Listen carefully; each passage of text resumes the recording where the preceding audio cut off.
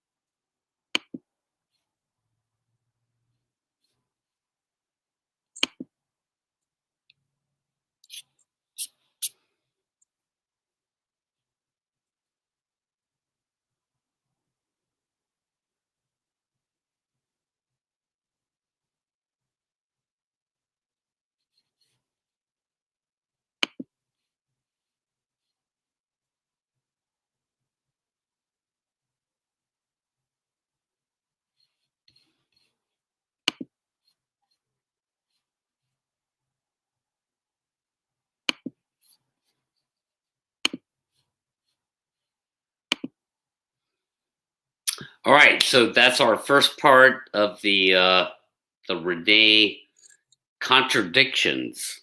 I would say she offered up some explanation, then contradicted herself right away. So I'm just gonna go ahead and bring in the panel tonight. Patrick Vaughn and Gary. How are you guys doing, bro? I'm doing well. How about you, Gary? Gary died. He died. Tragically. It's a horrible accident. Tree collapsed in his house. So, Patrick, what do you think of that? There he is. There's our guy, our main man, Gary from Free. What's up? We actually couldn't hear it. Even on the YouTube side of it, we couldn't hear it. Oh, did I just do that with no audio? Yes, you did. Well, I just kind of blew the show. Why would you say that? You can always put it up there again. Yeah. We are not incognito, improv tonight. We are. Gary, are you sure? I definitely put that up. There was no audio. Yeah, because I'm playing it on the YouTube side as we're speaking and on here. Well, I blew it. As we're speaking and on here. Say that's the YouTube side of things.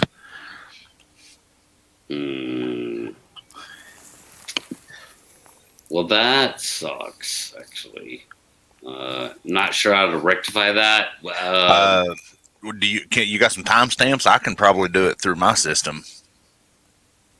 I don't. I have relative timestamps, nothing like absolute. Okay, was it a certain part of her? Yeah, I had already queued it up beforehand and had it ready to go. So yeah. Well, I'll tell you what. Let me try something.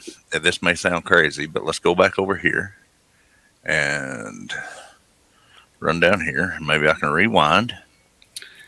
Let me see her timestamps here. And I can see them, my friend. We got this whooped in the butt. You started at 7:33. Okay. All right. It's looking like. Yeah, ended at 9:42. Okay. Now let's go over here. And I know you sent me the link to it if I can remember where it's at. You can tell my computer configuration is different today. And let's go over here. Folks, have patience with us. We are going to get this fixed. We're trying to figure it out. Okay, get through the advertisements. What did I say? 4:33? No, 7:33. Yeah. Mm-hmm. And You gonna share it? yeah, just a second. I'm finding it. Okay. 7. Let's start at 7:25. Just to. Sorry everyone. And we have people watching, and I appreciate that. We have a live chat going. So, hey Sandra. Hey guys. Okay, if you'll hit the button for me. And here we go. Bigfoot is real, you guys, and has observed the way that people conduct themselves. I wouldn't blame it for staying out of sight, because I'd sure as hell stay hidden too. So how do we find balance between your beliefs and another's without belittling and making the other side feel ridiculous? And how we become so polarized we can't even have a conversation anymore? As vehemently as these Bigfoot believers cling to its existence, I cling to the belief, the idea, that the power of curiosity can motivate us to gracefully debate. But I'm still curious, guys. I have to wonder, where did the folks who believe a massive furry man-ape is running around the woods stray from real science? As desperately as these believers want to know that it's real, they can't prove it. And since they can't prove it, they'll go to great lengths to insist you're wrong. These opinions as fact ad nauseum, and I've heard them all. They're smarter than us. They bury their dead. They're aliens. They taught Elvis how to hide. And they never have definitive scientific proof. My dog ran off with the bones. I lost the hair sample. The batteries in the camera were bad. My brother's uncle's cousin's plumber doesn't want the attention. These folks are more proven to deliver their point than they are to solve the mystery. Now, if Bigfoot's not real, I'm curious, well, what are these witnesses experiencing? As a scientist, that's what I want to know. Because thousands of people per year report seeing a Bigfoot. And of course, I firmly believe there are biological and psychological explanations for these reports. And after interviewing countless witnesses, I've conducted my own pseudoscientific survey. And I've created a chart. Okay. Yeah. Well. Yep. That's exactly where I wanted to cut it off. Thanks, Gary, for redoing that for me. I appreciate it. So yeah, I'm just gonna I'm gonna toss it over to Patrick Vaughn. What do you think about all that? I watched the entire video, Mm-hmm. and I actually had to reel myself in from the stance it put me on. Now, Renee, to start off, Renee was one of my favorite people on the show. She wasn't jumping in saying it's squatch, because that is a pet peeve of mine. Right. You know, she's not pushing a narrative. She's genuinely curious and slowing everything down and asking questions. And so she was my favorite person on there. I can say that listening to this speech, and there's a lot of things that bother me about it. Okay. First off, she's even pseudoscience. She claims to be scientific, and she's using her credentials as a scientist. And this is my pseudoscience way of discerning out everything. But she lends nothing but her own opinion. Okay, pseudoscience is like science, but not actually science. Well, she's not actually it's not actually pseudoscience she's putting out there. It's subjective opinions, and to also plug in politics and sexual orientated agendas. As how they are their own topics. They should not be in a scientific thing, trying to win people over to get the popular opinion of who's there, so that she's trusted by the audience. Yeah. And what I'm saying is true. I agree. I would say this, Patrick. That was her failed attempt at humor. But you're right. Like, to interject politics is inappropriate. Yeah, and it was a failed attempt at humor. Mr. Gary.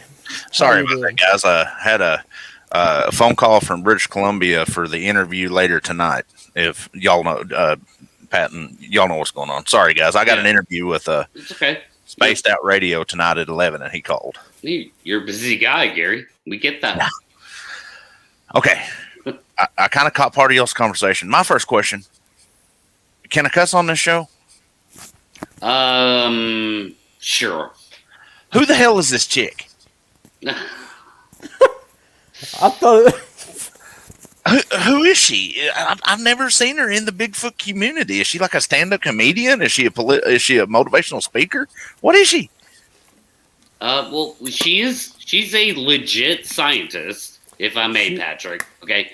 She's a biologist. Okay. Legitimately, and she was on the principal cast for Finding Bigfoot for 8 seasons. Oh, is she That show. Yes. I only caught like one episode of it because it's not Finding Bigfoot. Well, yeah. So this is the Scream girl, the girl that screams all the time on Finding Bigfoot. I got you. Sorry. Yeah, well, she was the she played the skeptic okay. role on the show, which she lives up to. I'll be honest and fair about, like she lives up to that role. So it was an appropriate role for her to play on the show, production wise, So yeah, that's Renee. Renee from Finding Bigfoot. Most people in the Bigfoot community know who she is. And folks, I apologize if I've offended anybody, but I never paid attention to that show since Matt Moneytaker, was on it. I just kind of lost it, with that. But she had some decent points, but I'm going to have to listen to the rest of it to hear where she's going with the whole conversation, because it almost turned me off of it in the first 15 seconds. Go ahead, Patrick. Well, to keep this from being an all-out onslaught, I'm going to say something good about the video, and then and I'm not bashing. I'm critiquing the way it's presented more or less than anything, because I like the person. I liked her on the show. Her talking about if this is what it takes to get kids unplugged and out into nature and discovering things, and maybe getting into the science, the scientific. Now you got to understand, there's all kinds of scientific fields to get into that's just out in the woods, and that's a great thing. That's a great thing,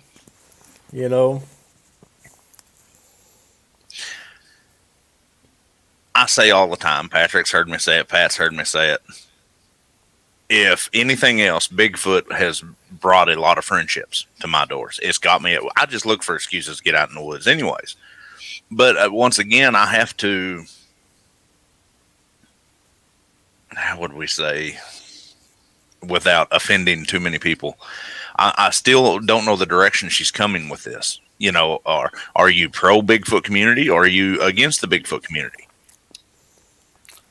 Well, she ridiculed the Bigfoot community clearly in her whole speech. To be fair, not what we played here tonight. But if you listen to the whole speech, which is about 10 minutes long, 10.5 minutes long, at one point she ridicules people who have had encounters. And that's the issue I take up with her. That and the fact that she makes her little chart about people who've had encounters, not the Bigfoot community as a whole, not pareidolia in pictures or anything, but people who've actually seen these things. Mm-hmm. And so I do like the way that she approaches it in some ways. Like, there are things to, like, oh, that's cool. But, of course, then again, she was on a freaking Bigfoot TV show. Like, she would need to, like, be the skeptical person towards Bigfoot.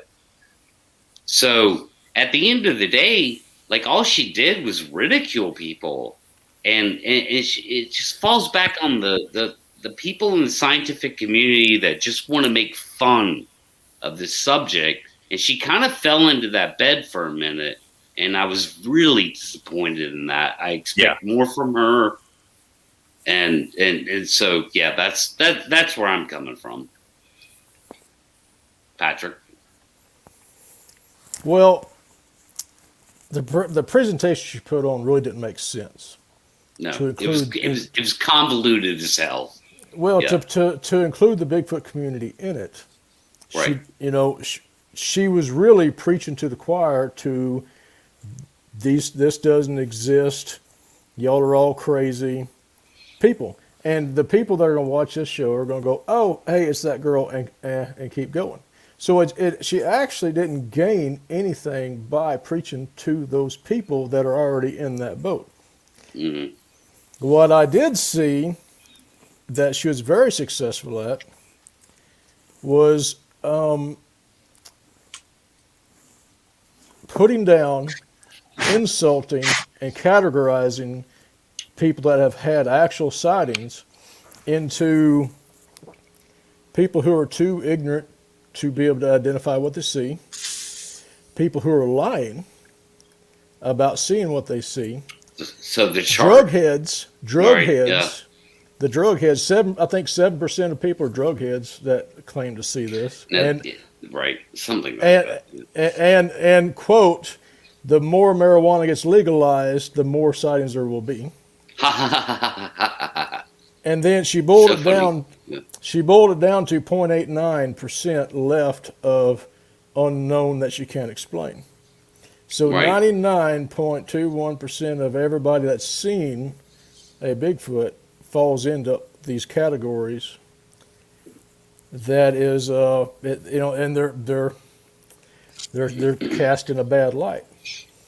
So she was successful. Right. She was successful in stepping in a bad way on it, and unsuccessful in preaching to the choir of her own kind that don't believe in it. So what was the point? What was the point of this?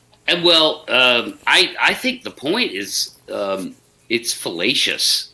It's absolutely fallacious to chart things out the way she did. Because if she were here right now, and you guys are here, Patrick's here, and Gary is here, two people that have seen a Bigfoot. Mm-hmm. Come here, Renee. Come here. Come. We'll put you right down here. And you can look Gary in the eyes and tell him he didn't see a Sasquatch staring him 18 inches from his face. Like, hey, Gary, it was pareidolia. Don't think she would understand? Do it. I don't think she would do it. Well, she probably wouldn't. It would probably have to be a 1v1 situation, me versus her, in a debate. I don't. But then again, wait, you say she wouldn't do it. She's probably talked to more people who have had encounters, Gary, than you have. Oh, I'm sure she has. Because she was on that show. So like every place they went, they did a town hall, and that was legitimate. That was not production. That was a legitimate town hall that happened where anyone could show up with the Bigfoot story. So she's actually probably talked to more people than you have. And the way she put it in that video, it kind of came across as very bumpkin. Almost like, oh, the Bigfoot ran away with my goat or my dog or my wife, right? See, you're getting into, something that we have discussed in private, all three of us, more than once. And that's what, one thing that we're trying to do as our little group of guys in a community is to get away from that, oh, the alien came down and probed my anus, for lack of a better term, mentality, or a tornado blew over my trailer house and knocked my chicken coop over that had my marijuana stash in it. Part of this is not just her, but part of this is the general consensus of the community itself of researchers, if for the lack of a better term, or enthusiasts like us, that we've all talked to people that are refusing to do things in a scientific manner. Excuse me.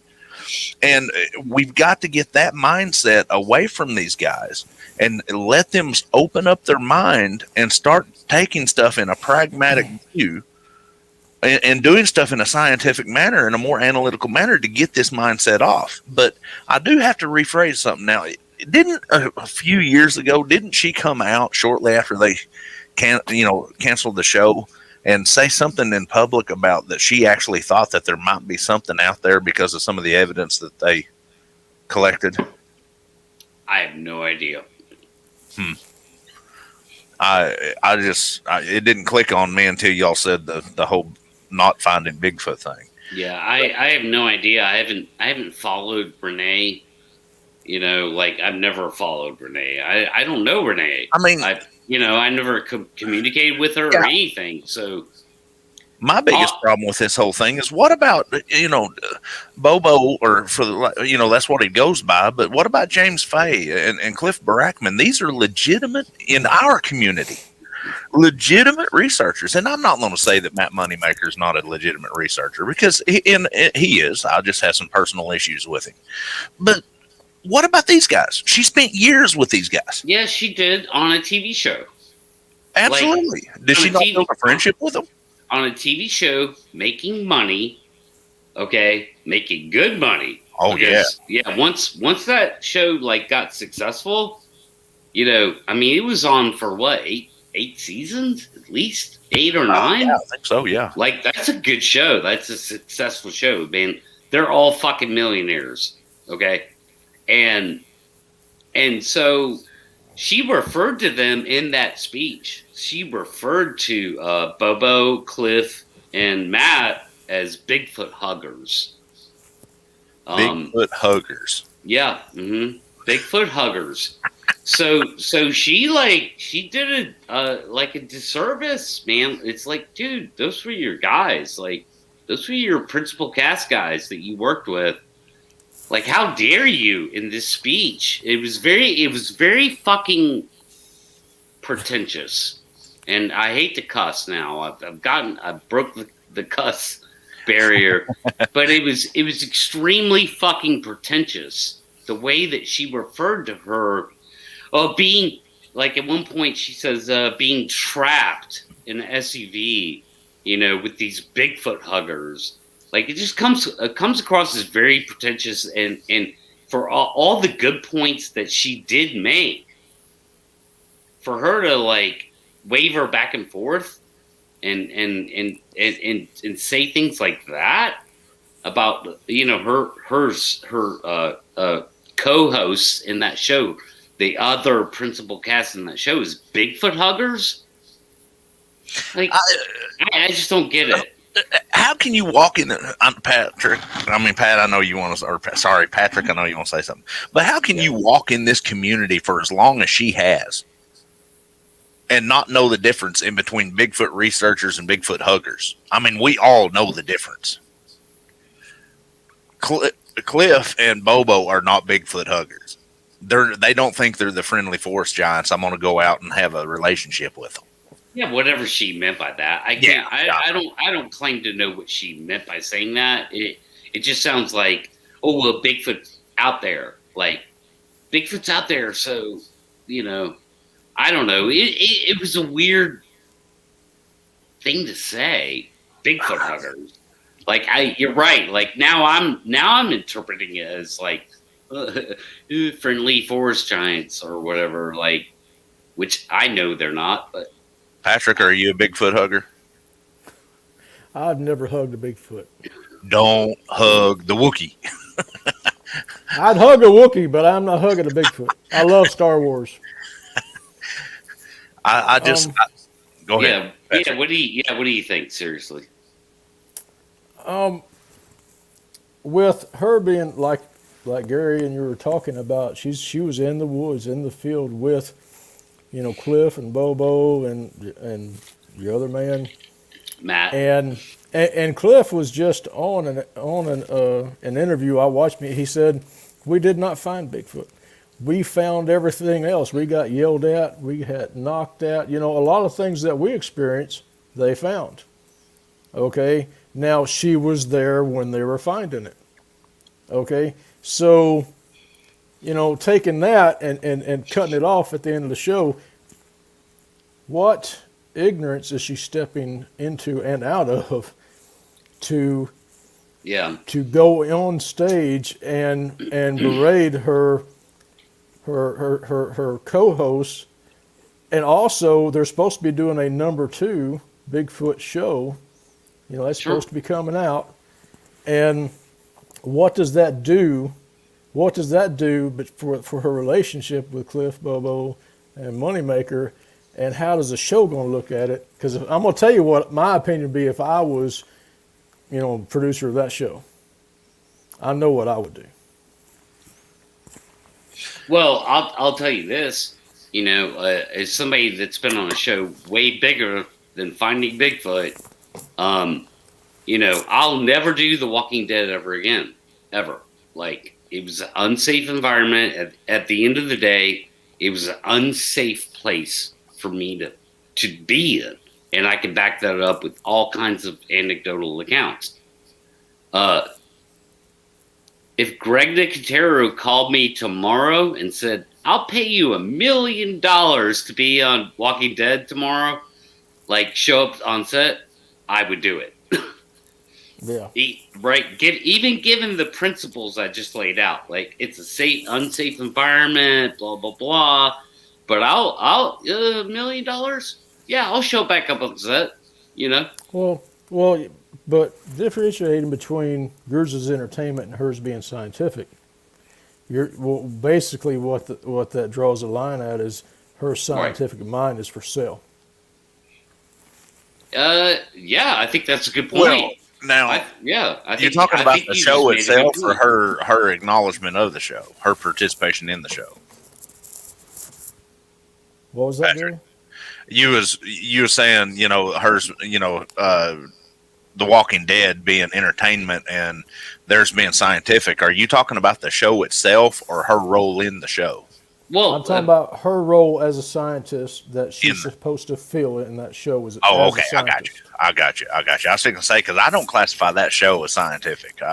No, exactly. It's entertainment. Finding Bigfoot is entertainment. That's why it was a good show. Yeah. I've always defended Finding Bigfoot in the Bigfoot world, because people in the Bigfoot world they like to poo-poo on it. And I'm like, guys, it's just television. Well, it's like Mountain Monsters, man. I love that stuff. I watch it as entertainment, Yeah. I love them guys. And I also say that it's actually a really good combination of entertainment mixed with some reality. Yeah. Because we all know that Cliff and Bobo take that shit seriously. Yeah. Right? We all know that in the Bigfoot world. They don't mess around. Like, they take it very seriously. And that's because of those two guys, that show was successful the way it was, because they had integrity and they stood up to production. They said, "Hey, quit showing thermals of deer and cutting away to like, oh, it's a Sasquatch." Like they stood up to production. I believe season 2, and said, "You guys got to stop doing this, or we're gonna walk." Therefore, like those guys, like they have real integrity. Mm-hmm. They do. Yeah. Go ahead, Gary. I've got to quote something or read something that Curious Cryptid said, because he's got a very good point. He said she does not seem to have changed her perspective on the subject from the beginning, and I'm taking that as the beginning of the show. I understand being a skeptic. Yeah, she hasn't. And I understand my wife was a skeptic until we had the experiences, and she says she's not a believer, she's a knower now. I was somewhat of a skeptic, and even now I'm still a skeptic. I mean, how many times have I brought y'all evidence and say, guys, this, and you're like, yeah, it is. And I'm like, Pat, especially, Patrick. But there's a difference in being a skeptic and being a vindictive, for lack of a better term. I got to watch my language. There's a difference there. Okay. Some of the stuff that she's saying is very unprofessional. You want to talk about the Bigfoot community being unprofessional and being a bunch of, what's the word I'm looking for? Unintelligent individuals. Well, you got a degree and you're speaking publicly and you're speaking like a high school teenager. Well, I think we're all skeptic to some degree, and as you know, I know what you went through, and I was an absolute Renee. Okay, they don't exist. You're crazy. Blah blah. But to be on a show for so many years and catching audio and catching, getting vocals and knocks and all this, to boil it down to a 0.89% of people that have seen Bigfoot, that is unknown, and 99.21%, I believe it was, is that they're ignorant, lying, or on drugs. And this is not the Bigfoot community she's attacking; it's the people who've seen it. And so there has to be an agenda to get on stage and say that. You're right. Maybe she's building her character up again for the revamp of the show or something. Well, that or even bad publicity is still publicity. People love to hate. A lot of people love to hate, and they'll go on the show and just watch the show just to hate her and love to hate her. So, yeah, is this brilliant PR, or does she really feel this way? Or is my own personal opinion that there's a distinct difference between education and intelligence? True. Well, I think it's a combination of all of them. I would say that she does feel that way. I mean, she was giving a speech in front of a crowd, that was a type of crowd friendly to her really bad attempt to humor. I would say, in my opinion, like it was horrible humor that so she was in front of a friendly crowd. So she was giving a speech, man. She wasn't trying to like misdirect anything, man. She was being honest in her opinion. And although she touched on some great points, only touched on those great points. Lightly. Yeah. She took it way too far, into saying that, if we want to get into when she brought up her chart, that, in her opinion, 55% of Bigfoot encounters are misinterpretation. Mm-hmm. And I'm thinking, no way. There's just no way. Like 55%. Well, where is she getting her numbers? In her head. And she did clarify this is my own pseudoscience chart. So I'll give her that. Like, she did say that. She clarified that. But I mean, it's again, the presentation was there still. So it's like, 55% is misidentification of what? Of what? You know, Patrick, me and you had a discussion about this in private a while back. You know, I can understand a lot of folks misinterpreting that's not been out there, but we have hunters, we have trackers, we've got outdoorsmen that know, lumber guys. You know, people that work in the lumbering industry. Yeah. There is no misinterpretation there. They know what is around them. Yeah. They know what animals are there. Well, go ahead. Well, good. Yeah, go ahead, Patrick. I can see, I've actually had this very same conversation with myself as far as percentages, because, what she laid out was very close to what I laid out in my early research into the subject. And misidentification, I would put at 3 to 5%, okay, maximum. So what she's saying is 55% of everybody that's been in the woods that's seen these things is too ignorant to tell a cow from something that's upright walking. Yeah, or a bear, right? Yeah. So, go ahead, Gary. Patrick said, you just setting me up for failure, brother. I'm sorry. I seen that SOB at 18 inches. Yeah. I went through all the stages of I'm crazy. What did I see? Right. And y'all seen me with tears in my eyes doing this. There is no misinterpretation when you got a pane of glass and that thing looking at you like this. I'm sorry. I understand that she's a skeptic. I understand that she is what she is. She's got a biology degree. That's fine. She can take her pseudoscience and her biology degree, and that's great. She's got to be acknowledged and recognized for that. But for somebody that's been in the woods as much as she has with these guys searching for these things, the only thing that I can say would be the downfall is the production of the show, because we know that there was production going on. If she would go out in the woods with sincere,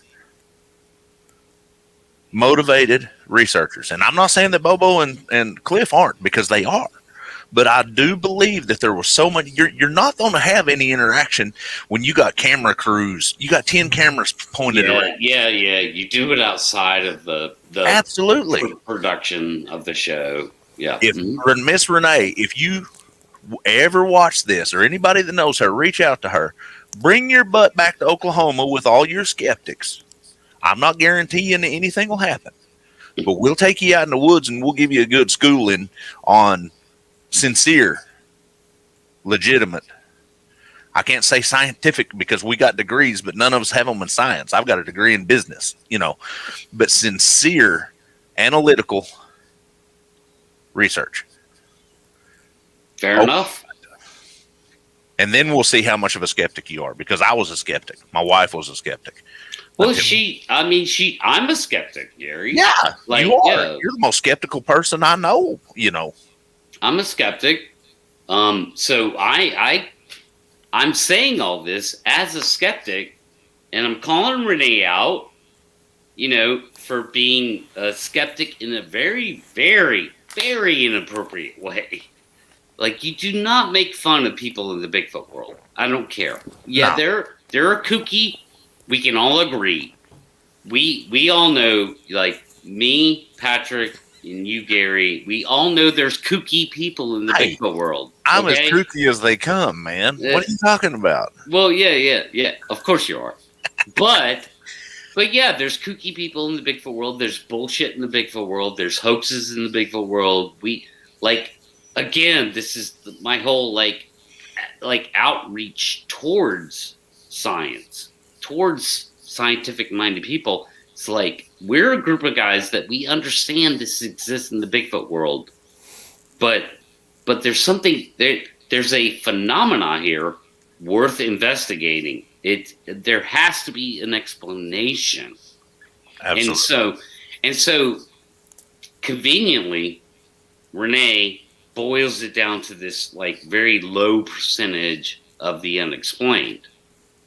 And I'm like, no, it's way higher than that. She said 0.8% unexplained. I'm like, no, it's more like 80% unexplained. Like, come on. Like, and even if I'm wrong, even if it's not 80%, it's way closer to my prediction than it is hers. You know, I'll be willing to split that difference and put $1,000 on it. You know, Yeah. 40% is unexplained. Well, the flip side of that coin is that she didn't attack the Bigfoot community as she attacked those who say they saw them. People who had encounters. You're correct, Yeah. Patrick. That was my biggest beef with her. Yeah. Now the Bigfoot community itself, there's a lot of people that will not be. They're not going to be angry about, the ratios and the lack of intelligence attached to it. But yeah, I'm gonna stop there because I'm not being constructive right now. So, Gary. Y'all, folks, I do apologize. I'm going to say this, and I'm going to respond to something Raptor Crazy said. Great guy, by the way. I love the guy because he can be so ornery in some of these conversations, but then he always redeems himself in the end. No, I don't watch the show. I call it Not Finding Bigfoot, just for that matter of what you said about Matt Moneytaker, and the whole production thing. And then if you scroll right up, Cryptic Curious said even their solo camps had 2 or 3 cameras in them, more than 2 people with them. But y'all caught me at a bad time because I worked 14 hours today, and then we're doing this, and then I've got another 4.5-hour show to do a little bit later, so I'm already fired up. But the idea of a person, a lady, that would normally be more, and I'm talking about Miss Renee. And Miss Renee, I hope you listen to this. But a person that seems to be, I understand you're skeptical and you're a scientist, but you're also a caring person. And seeing the interaction of these so-called 0.5% that are making up things, and seeing the distress when because I did watch some of the show and seen some of the, the interviews, and seeing the emotional distress in these people's interviews. Why on earth, unless you're just looking to piss people off, me, myself, it was a distressing for me, and I'm a veteran trained to handle high stressful situations, but it gave me PTSD. So when you go out in the public and you're saying in public that they're a bunch of loony bin nuts, well, you know what? Do you know how many loony bin nuts are in the law enforcement community and are in the military and in the government that has seen these things? Are you going to say that all of them people? Are you saying that Jeff Meldrum is a loony bin nut? Are you saying that Dr. John Bindernagel is a loony bin nut? Are you saying that I could say 2 or 3 names? Nick Vellante is a loony bin nut. He's been a law enforcement officer for 20 plus years. There's too many people that have seen these things and have legitimate sightings, and you can legitimately, and I understand, Pat, I'm going to agree with you. There is a lot of BS in this community, but there's a lot of truth in this community too. Yeah. And go ahead. That's the thing, is that it's real easy to focus on the kooky side of things and just not recognize what's going on over here. That's the problem with people like Renee and people in the scientific world, is that they just ignore all this other stuff. Either because they're not aware of it. It may not even be that they're ignoring it. With Renee, I would have to say you're kind of ignoring it because it's been in your face the whole time, right? But with others, they're not aware.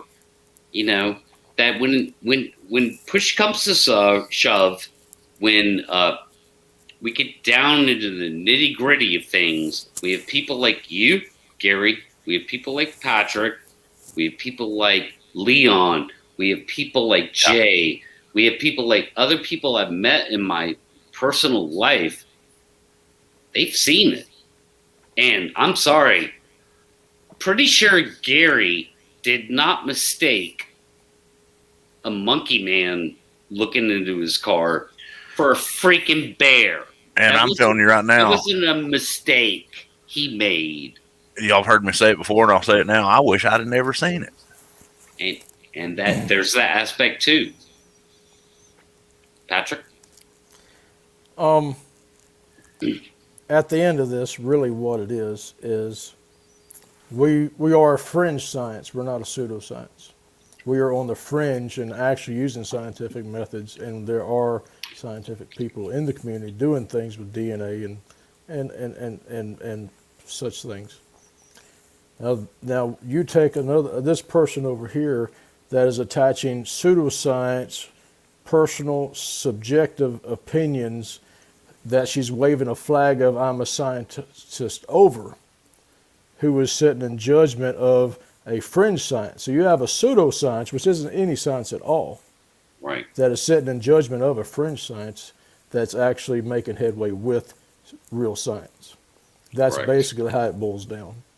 And so, as aggravating as it is to be told that I can't identify an animal, or I'm high, or dumb, as aggravating as that is, I really have to attach some kind of intelligence to an opinion to be able to value it. Yeah. And I cannot value a pseudoscience, subjective opinion towards a fringe science that's actually using science to work in the field in the Bigfoot community. Well said, Gary. In saying that, I'm not going to knock anybody with a degree.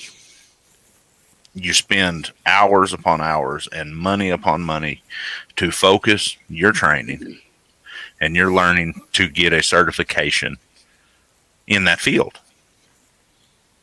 But do you know how many biologists? I know of 3 right now. And I don't want to say their names. Well, I will say one because he's openly in the community. Dan Aiden, he's a biologist.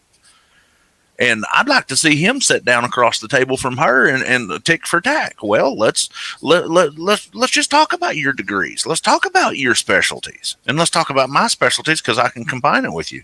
Dr. Meldrum. Yeah. Meldrum's always a good one, dude. Yes. He can always represent. So let's, how would we say this? Let's compare your pseudoscience against my pseudoscience. Let's sit down. I can't do it because I don't have a degree in biology.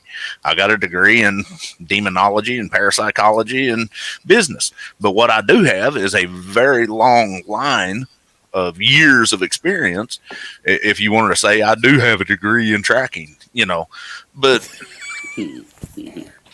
I've tracked these things. They're a physical being. I've seen them. They're a physical being. Let's sit down, and instead of talking in front of 30 and 40 people, I understand everybody has an opinion, but there are here's my whole point. What she just said and the way she said it, I understand she was doing it professionally, but she's doing the exact same thing she's accusing us of doing, of being the vindictive, low intelligence, low self-esteem people that folks, you don't approach this that way. You approach people with respect and with a willingness to learn and a willingness of knowledge, and you approach even when you express your opinion. I'm the world's worst. I'm a redneck. I've pissed a lot of people off. But I'd love to sit down with Dr. Meldrum, Dr. John Bindernagel, God rest his soul, across from her and say, well, why don't we compare your evidence against my evidence? Once again, open challenge to anybody out there. Everybody knows that I am very physical. I'm tracked them. I've Patrick, both of you. Anybody that has had spiritual encounters, we ain't going to approach it the way that Miss Renee did. I'm going to sit across from you and ask you, show me what you've seen. Tell me what you experienced. I want to get on the spiritual side of Bigfoot in a comprehensive way through your feelings, the physical evidence that was there, through the feelings of others, your impressions of what you experienced in a scientific and a respectful manner. I'm not going to call you a loony bin. I'm not going to call you crazy. I'm not going to call you none of that, because I don't know if and y'all have heard me say it again. If I ever see a Sasquatch step out of a portal, I'm going to be the first one to jump on that bandwagon and preach it to the high heavens. I haven't seen it yet. The evidence that I've seen is they're strictly a physical being. So in saying that, the reason I'm saying that, I'm not going to approach it the way Miss Renee did. Miss Renee, no disrespect to you, I think you could approach it a little different. It does offend me because I did not want to see what I seen. I didn't want 5 years of my life. I can't even go in the woods anymore without my head on a swivel, and listening to I can't hardly enjoy the woods anymore. I'm just now getting, after 5 years, to the point. People like Harry Arnold still doesn't enjoy the woods. Patrick, you still don't enjoy the woods the way that you used to. Neither do I, for that matter. Well, with your experience. Because I know that they're out there. Like, there's something out there, Go back. Well, I was having a discussion with, I won't say his name because I don't have his permission to, but a real Bigfoot researcher, like us. And I was having a discussion with him. He's showing me tracks. He's playing audio for me, and all this. And I said, okay, if these beings didn't exist, you wouldn't have any of that. Right. Pat, pull up Raptor's last comment. All right. Right. His last comment? Yeah, you talk about not knocking anybody with a degree. I'm not knocking Miss Renee. I say that she offends me. I haven't said nothing negative about Renee all night long. I know she's got a degree. That's what I'm saying. I want to see her take her degree and her evidence and present it to somebody. I can't debate with her because I don't have a degree in biology. We need to get her with somebody like Dan Nadrelio or Jeff Meldron and sit down and have a legitimate evidence collection. Me. Huh? Or me. I'll debate her. You'd be the referee, But what I'm saying is I respect her degree with the utmost respect because she did spend hours and thousands of dollars to get that degree. I'm not knocking her at all. I'm knocking the way she presented that evidence and her opinion, because that was very unprofessional. Yeah, I agree. So let me step in here for a second. Yeah. Nobody is knocking Renee. Has anybody heard us go personal on her? Like, oh, this, that, whatever. She's a blah, blah, blah. Like, no, man, we're criticizing what we saw in that video. She put it out there. She made that speech. She did it willingly in public, knowing it was being videoed. We're just criticizing what she said there. That's how many times people criticize us for what we say on the air? Yeah, all the time, right? Yeah. Yeah. So, I mean, if you're going to put it out there, you have to be open to the criticism you get back. And sometimes that criticism is fair. Sometimes it's not. Absolutely. But nobody's knocking Renee, man. Like, Renee she was a great asset to that show. A great asset to that show. She was like, she's my favorite person on that show. Okay? So she played that role very well. I say role, like she's an actual skeptic, so it wasn't a stretch, right? She played that role very naturally. Yeah. Yes, exactly. So, again, man, like even people that want to poo-poo on that show, I'm like, no, it was a great show. I I can't find myself watching it because I tried to take it as a legit show, you know. Well, what made that show great, it was great for TV. Yeah. Okay. I'm not talking about actual Bigfoot stuff. You know, it was a good TV show. It was, I mean, come on, it was successful. No one can argue with that. All right, go ahead, Patrick. Hey, all y'all are, you know, you're saying great. It's great what you're talking about as far as not making it personal, because I have seen every episode of that show because my little boy loved it, and then some, you know. And so she's my favorite person on that show. My main thing is, if you're going to start off waving a scientific flag over a subject, keep it scientific and not subjective. Because there's a difference. You need to research. She needed to research between objective and subjective. I agree. You know, and being very careful how she subjectively submitted opinions rather than objectively submitted facts. You know, and I agree. Honestly, I think we all need to take a good gander at that, because we all are I'm the world's worst about doing that. And I've got to throw something back out here again. Raptor. Brother, I love you, man, but you can't bust on three people that didn't have no say-so. We're not busting on Cliff and Bobo. I have the utmost respect for them two.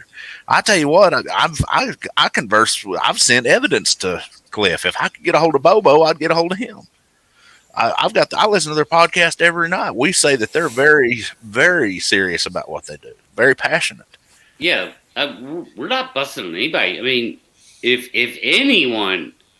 anyone deserves like harsher criticism about that cast, it's freaking Moneymaker. The only one that I've busted on so far is Moneytaker. Yeah. And that's exactly what I said, and I'll keep saying it, Mr. Moneytaker. Yeah. When you charge $500 a night to take somebody out on a back road for an expedition, you're taking people's money. And he's admitted it. So his name's Moneytaker. And I'm not busting him. I'll tell him right in his face. You charge people $500 a weekend to take them out. So do a lot of other people. I'll call them a money taker too. Yeah, I'm losing out on $1,000 a weekend. Yep, pretty much. Pretty much. But I mean, hey, if you want to be I tell you start taking money, Patrick, and I'm gonna start calling you Patrick Moneybag. Yeah. I understand.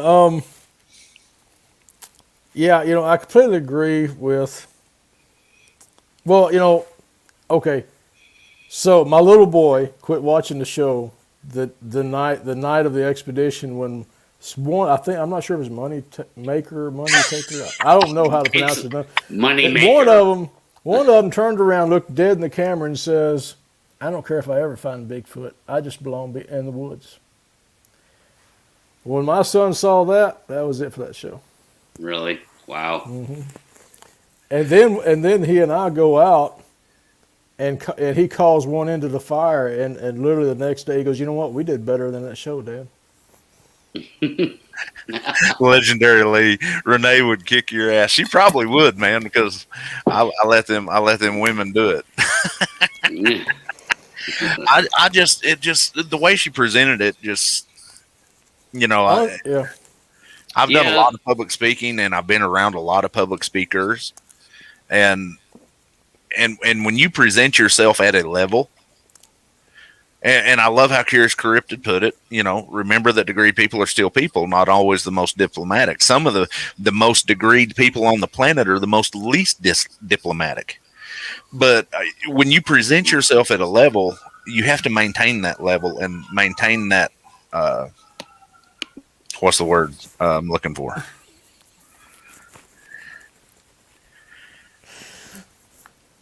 You done made me lose my thought of There were sirens on those. Yeah, that's them coming to get us because we're talking about. No, that was actually EMS. It was EMS, so not police. Here, let's get past all the BS and come right down to it. And Pat, Yeah. I know I kind of jumped in on this, and we didn't get a chance to kind of, we usually kind of brief each other before it goes. Yep. But I think that your goal for this tonight is what we've been talking about for a while, is us as a community in this phenomenon, for the lack of better terms, of Sasquatch, Bigfoot, Yeti, Yowie, however you want to put it, the target species. We are literally, if we want to stop this, and it'll never stop, folks. I'm serious. It'll never stop. There's always going to be people with their opinions.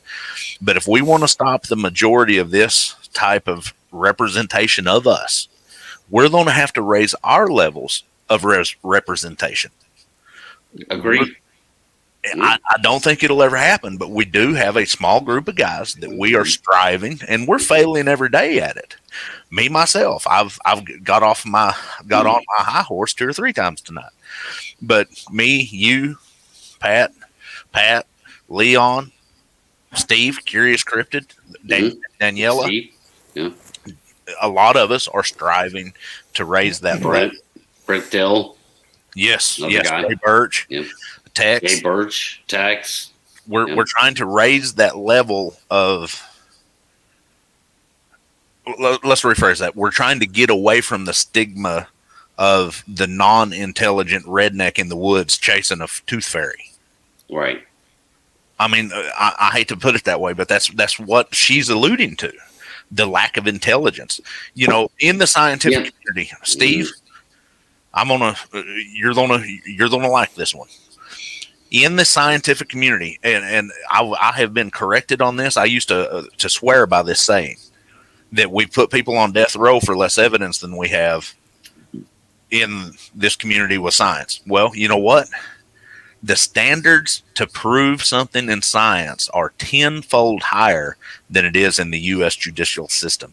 Mr. Curious Cryptid brought that to my attention. And there's a lot to that. If we're killing other humans and putting them on death row, look at him laughing.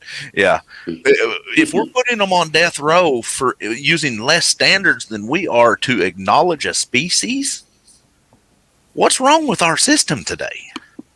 On both ends, on the judicial side and on the scientific side. It takes more hardline evidence to prove a species exists than it does to put somebody on death row. Yeah, I agree. But I always hate. I've always really hated, disliked how people outside of the Bigfoot world, skeptics, will actually interject the judicial system. Yeah. It's like, look, nobody ever said, yes, officer, the person that came out of the bank was a velociraptor. Nobody ever said that. No. So just because they can't quite get the height right, or can't, maybe they described the person completely different than the actual person. They never said it looked like a velociraptor. They never got it that wrong.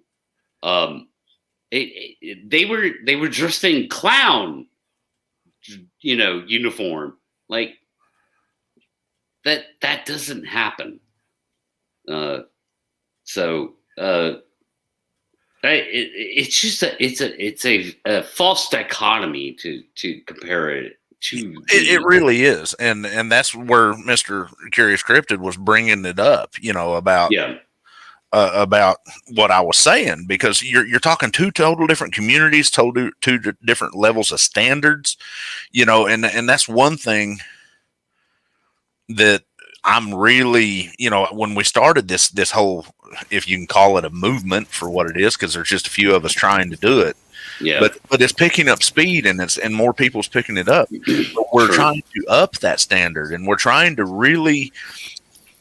Collecting scientific data has had a set standard for over 200 years now. Having the right formulas, you got to have I can't even say it all because I'm not scientific. I'm analytical because I track, but you got to have there's a certain set formula behind it, and it seems like us in this community, we don't want to do that. We're just taking out pieces here and pieces here that seems easy for us. But there's a certain set formula. You got to have a control. You've got to have theory. You got to have everything behind it. And there's a certain set formula that the scientists have been using. And I think that's where the scientific community is kind of looking at us with that dogma, is because we're not using that whole formula. You see what I'm saying? So our evidence, what's the word I'm looking for? Our level of evidence presentation is not high enough for their standards. Go ahead, Patrick. Well, on my end, I use a control. Okay, I developed a relationship with the control. I developed hypotheses, theories, tested theories, took those theories into other areas and used them to find other beings in other areas, proving the theories that I derived from the hypothesis, from the control. Well, absolutely. Now that's not enough. Well, to prove existence. No, When you it's actually not. It's not enough. When you start But looking it's at, a step. But Yeah, at least you're doing it that way. God, Absolutely. but when you start talking about proving existence, and I researched this, and I'm tinkering with the idea of actually writing a paper on it. You should. Please do. You should write that paper. As far as proving it, you have to have the species in hand to be able to discuss its existence. Without having the species in hand, no discussion of its existence can happen scientifically. Prime example. Mountain gorillas up until they was discovered in what, 1902, 1903, I think it was. Right. It was just a legend.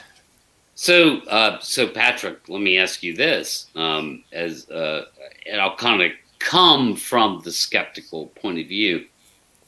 Do you think you could harvest a specimen?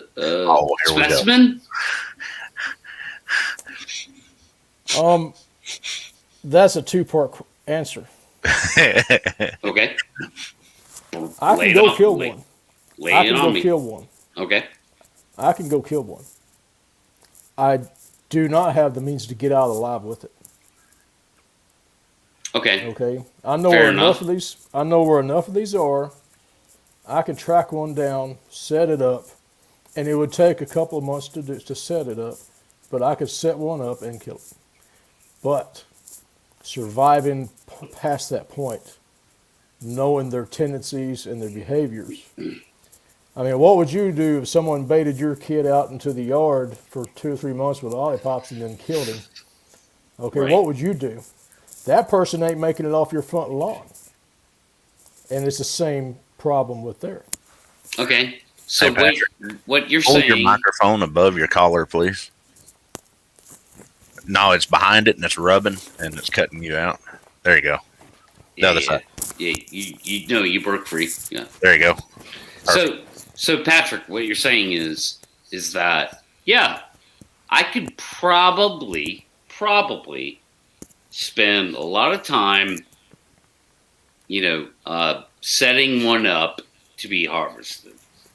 Mm-hmm. But I realize, Patrick Vaughn, realizes that if I execute that mission, there's no way I'm making it out alive. No. Because they are other ones around. Mm-hmm. And is that a convenient answer, or is that a real answer? That is a very real ansner. I'm going to put my first 2 off- cents in on that. Based on what? Based on what? Based on, out of all the individuals I've tracked, I only tracked one that was alone. All right, so you would have to find that one alone to be able to kill it and not have its family that is 8 to 9 foot tall. It does 45 miles an hour come rushing in and twist your head off. Yeah. Okay. Right. Now, even if you find that one alone and you track it down and you shoot it and you're 2 miles back and this thing is weighing upwards of, even if you get a small one, 600 to 800 pounds, how are you going to get it out? Okay, because you're not going to. Okay, you're going to want to do it in one foul swoop instead of dismembering it and packing out like an elk, because even if it was alone, then what something could come through next time you're in there picking up another piece. So the logistics of getting it all done and the nature of the beast is extremely dangerous. Exactly. And that's something that the scientific world never, ever, ever takes into consideration. It's like, we'll bring us a specimen. And then, it's like, you don't even understand how freaking hard that is to do, man. Most people that even run into these things and see them piss their pants. Yeah. Like with a gun on their hip. A gun ready at the draw. That would be me. Oh, and yeah, Gary's a good example of that, And oh, by the way, I think there's enough anecdotal evidence at this point to say that at least is a good theory. When they see shit in our hands, they don't like that for whatever reason, right? They don't like stuff in our hands. That theory is proven. They do not like. They like your hands empty, or at least something in your hands they understand, like a fishing absolutely.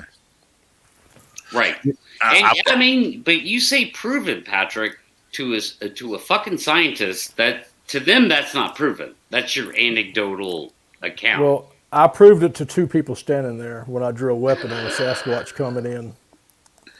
We had a Sasquatch coming in. He circled us, was coming down a hill. I pulled a .40 caliber pistol. It immediately turned. Christy saw and someone else was there. Yeah. It immediately turned, went in the woods, run down the hill, broke a stick. And on camera, I tracked this thing back up the hill, found the stick that I broke, and put it in place with its tracks. Even with my situation, as soon as I reached for the gun, it was gone. True. As much as I believe both of you, because I know you, it's impossible to prove that anecdotally. Well, absolutely. Yeah. So on what Patrick was saying earlier, a lot of folks don't know us like each other, because we spend time together. Me and Patrick are, we talk on a daily basis and we're going in the woods together. But I'm telling you straight from a tactical sense that some of our best would have a hard time getting these guys out. And I truly believe that we've got them out. But they're using, Leon's here. They're using helicopters. They're using fully automatic. They're using high technology. And they're using 12 to 13 guys that are trained from some of the best. And that's tier 2 and up, rangers, or even higher up, if they are so-called kill teams out there.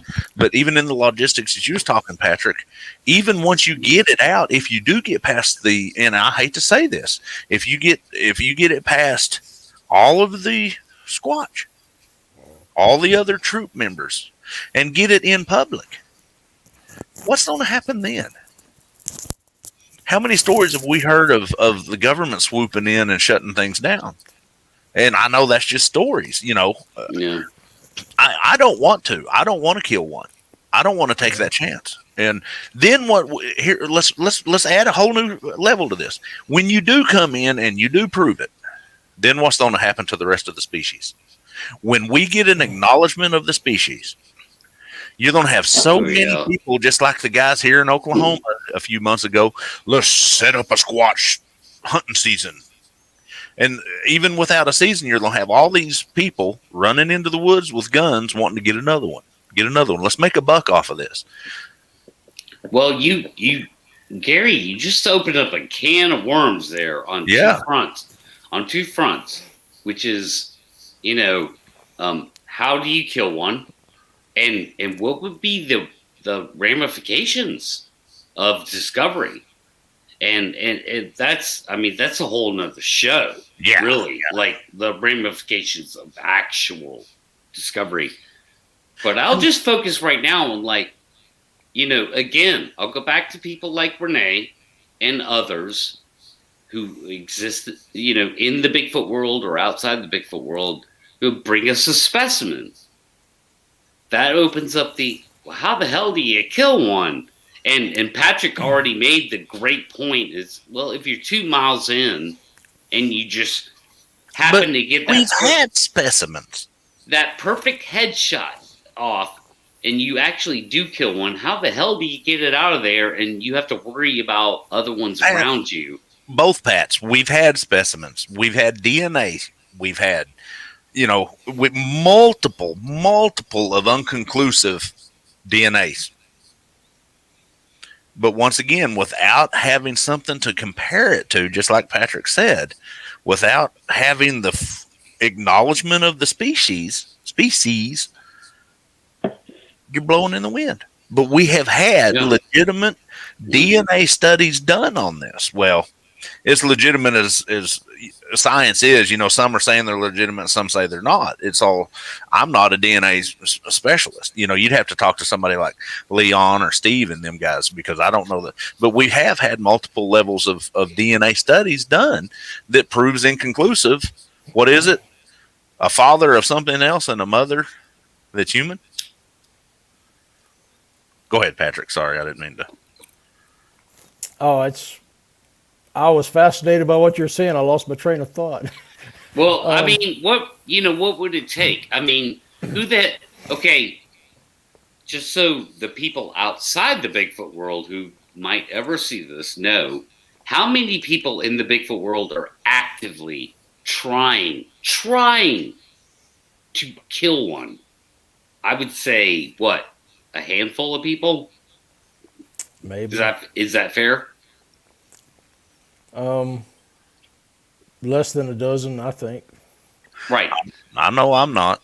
I'm a pro no kill. Right. So it's not 1,000 people. No. Fair? That's fair. From a scientific standpoint, the way it's looked at as far as specimens go is, look at how many beings on this planet has been killed for study that also helped the living groups that are there with medicines and understanding their circulatory systems, understanding what makes them sick, how to help them when they're stressed. So it's there's two sides of that coin as far as, you kill one, that's terrible, it's bad. You're probably the most unpopular person in the Bigfoot community, save maybe 10 or 12 people. Now, but also if a pandemic hits their general population, and you start finding them sick, if you already have one that you studied and you know what its biology is, and you know how it reacts to human drugs versus, say, drugs for other animals, you could save the population. So, you got to kind of look at it that also. Well, all I'm going to say, Mr. Patrick, I love you like a brother, but when we go out in the woods, you better not shuck that iron unless it's a last-ditch effort, because I can't outrun your butt. Because I'm going to be standing right there fighting with you.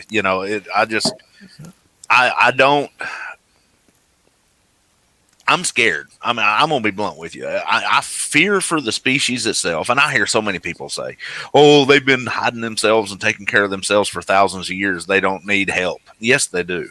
But I'm afraid, I love, like what Patrick said, that once we do get them acknowledged, we will get them protection, and there will be more legitimate, financed studies coming in. And that's and when I say that, legitimate financed studies, because there are a lot of folks out here in our community that's doing legitimate studies. They just don't have the financial means.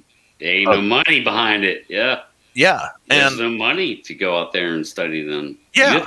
It's just like me, dude. Like, I've spent 10 grand on a tool that will study them, will observe them. Yeah. There's nobody financing that. But when we do get the acknowledgement, then we're going to have the regulation. And here's what I'm looking at. And I truly believe this is what will happen. When we do get the acknowledgement and we do get the regulation steps in, guys like us going out and studying these guys, you can forget it. You're going to have permits. You're going to have this. You're going to have that.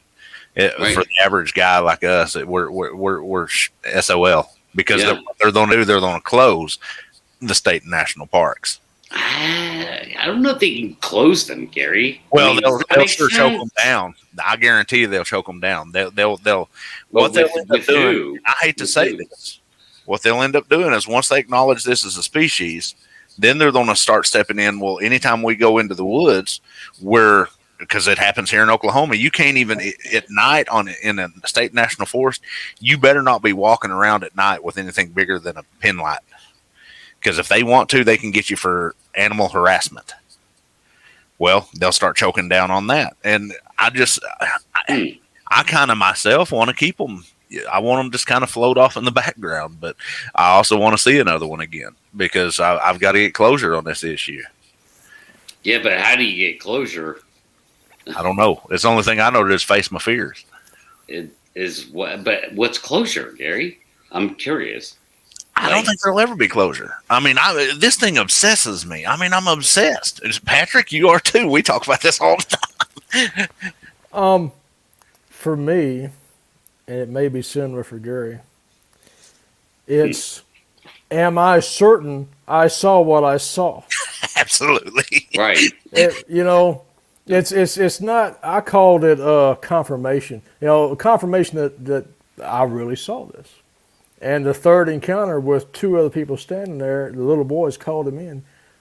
Yeah, we all saw the same thing and we left. It's real. And so I understand that. You know what has given me the most peace since and y'all know it because you've all three walked it with me in the past 6 months to a year, is getting with legitimate, and when I say legitimate, that I feel that are legitimate guys like you guys that have seen, people like Curious Cryptid that helped me get over that emotional stage, and people like Leon that helped me analyze that, hey, that was not an aggressive encounter. It was a reaction to your aggression, and Patrick, listening to your what happened with you, it has helped me get over it. And I guess that's kind of where I'm at, like you were saying, when I'm getting acknowledgement. Yeah, what happens to their lifestyle when people start studying them? Pat, we talked about, you with your drone, the unobtrusive observation, because you can't tell me, I'm sorry, I've read the books and I've studied. It took Jane Goodall years to get them comfortable enough for them to start acting normal around her. Years.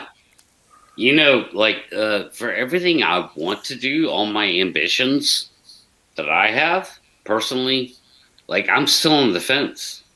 I'm still on the fence about discovery, and so I would hope that lends some credibility to myself, and what I want to do is, because I know how to observe them. I do. It's 100% the best way to observe them is from the air. And, we can get hours of observations.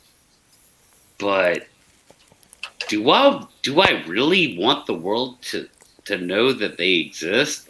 Maybe we should just let sleeping dogs lie, guys. Have you considered that? Maybe we should just let it be with this phenomenon. I can't. Patrick, We go ahead. can't. Huh? We can't. That question poses another. How long will that sleeping dog lie? With their populations exploding like they are, and our populations encroaching and taking resources and competing for resources from these beings, how long is that sleeping dog going to lie? I don't know. I mean, what are you saying? That the human species as a whole discovers it how? Through accident? Well, how long? Okay, say there's a small community of us that know. Right. Okay. In another 50 years, that's going to be larger. Right. Just because of the natural friction, or I propose it'll be larger. because of the natural friction that competition between two species causes. You know, when do you wake up and go outside and your trash can, takes off and a Squatch has it? Because it doesn't have the natural resources left to feed itself. I don't see that happening. I just don't see that happening. There are tons of food source for them. Tons of food source for their capabilities. I would imagine you would agree with their capabilities. Are pretty. Right now. Yeah. But I right mean, now. we aren't going to light up the Appalachian chain with floodlights. Like that's, I just don't see that happening as a species even. Well, I'm talking about the ones that are pushed out of the interior of the country and that are on the exterior of our rural communities right now, reproducing. So you're saying they might get trapped somehow? Yeah, some of them are landlocked next to rural communities because there's no room in the interior right now. Well, yeah, and I agree with that because I think some of them are already landlocked. Mm-hmm. Any kind of Bigfoot that's in Florida it's freaking landlocked. Yeah, like it cannot get into Georgia. There's just too many people it has to go through. Too many people. Okay. So too much of a distance with too many people, right? Okay. So it can never get out of Florida. Well, you're setting up an interesting scenario. So when my son is my age, and if he's living in that band between Georgia and Florida, what is his chances of that landlocked group having to cross that area no matter what? They're going to get caught. I mean, that's what I'm talking about. Yeah, there's nothing. They have to cross interstates. They have to cross tons and tons and tons of farmland. Yeah. And to get to where? You know what lies in between southern Georgia and northern Georgia, where the mountains are, like good terrain for Sasquatch, is Atlanta, Georgia. Yeah. That has 5 million people. You can see it from space. Like, no way. There's just no way. That is the support of the proposition that I say in 50 years there'll be a lot larger population of knowers than there are now. Well, yeah. I mean, history repeats itself. I mean, how many animals are we, for lack of better terms, encroaching on and destroying? Tasmanian tiger, the California condor. We almost lost the buffalo because we destroyed 90% of them. And it's a never-ending cycle how it rolls back around on everything. As our population's growing, it seems like, I heard a statement the other day that really kind of got my attention. The other night we had a discussion about the population of the Sasquatch, how we thought that they might be growing. They might not be. We're just having an influx of sightings because we got more people out there. Well, I understand that process, but I'm finding little tracks everywhere. Well, I believe that it's growing because you look at the hog population and nature is nature, and nature will always find a way. We're the only thing that stands outside of that cycle of nature. Mm-hmm. As the prey grows, the predator count grows. As the number of the preys, look at the wolves around here right now. The coyotes in Oklahoma almost devastated the rabbit population. Well, human come in and through conservation took out a lot of the coyotes, and now the rabbits are coming back up. Well, now we're getting that natural influx of predators. And here in Oklahoma and where you're at, because we're neighbors pretty much, in Louisiana and Arkansas, is the hog population. I mean, you seen the pictures. I was going to the farm the other day and looked out there, and there was about 20 hogs in the pasture half a mile from the house, and we haven't had hogs around there in a long time. And they wasn't even actual wild hogs. They was ferals that had escaped from a local hog farm. They was hamp hogs with ridgebacks and tusks. And I'm like, dinner, well, a Sasquatch would look at the same thing. Oh yeah. I mean, just tracking them all these years. I went from one female in my area to a female, a large male, mostly grown male now, and a small female. So I went from 3 to 4 in just, that amount of time. Yeah. Okay. Everywhere I went, and I took what I learned from them and went and found them in other areas, tracking them. Same thing. There's multiple young, and when they grow up, they have to go somewhere. And when they have families and those grow up, they have to go somewhere. There's a graduating class of Sasquatch every year that has to go find more room. Yeah. Okay. And in my area, they are on the fringe of our rural community. They are. I've tracked them there. And they have young. Where are those young going to go? Now, I'm not saying they're going to come in my front yard and live there, but they have to go somewhere. So what could you hypothesize from having families of Sasquatch living on the fringes of rural communities who are having their young, and where is that graduating class going to go to? Yeah. I agree with you. I mean, we've even discussed it in depth. I mean, you have on a survival standpoint, and I teach wilderness survival, and of course, I do a pretty good job of it because I'm a fat boy. I eat pretty good when I'm in the woods, but in a survival situation, in a rural community type situation, not way off out in the Pacific Northwest, but down here where we have farms every half a mile, it's easier to actually survive because you got more easier prey. You're not chasing down a deer that's specifically bred to outrun you. You're not chasing down rabbits.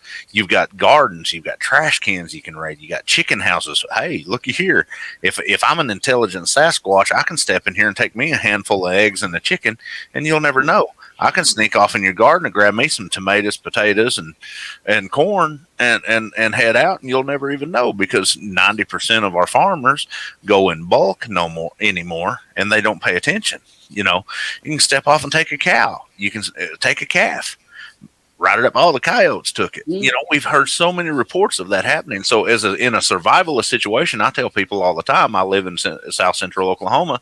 I could take a pocket knife or my Bowie knife and a canteen, a sleeping bag, and a hat, and I could disappear from here, and you wouldn't see me until I got to Patrick's front door in North Louisiana. But fleeting instances is my fat butt's walking across the highway because I know what I'm doing. I have a skill set that allows me to do that. Well, you take my skill set that I've learned throughout my life, and you take generation upon generation upon generation of being taught, taking all of this talent away from me and this computer away from me, multiply that to the naturalistic talents of gathering food, eluding prey, eluding humans, and it benefits just right there. When is it not their benefit to hide?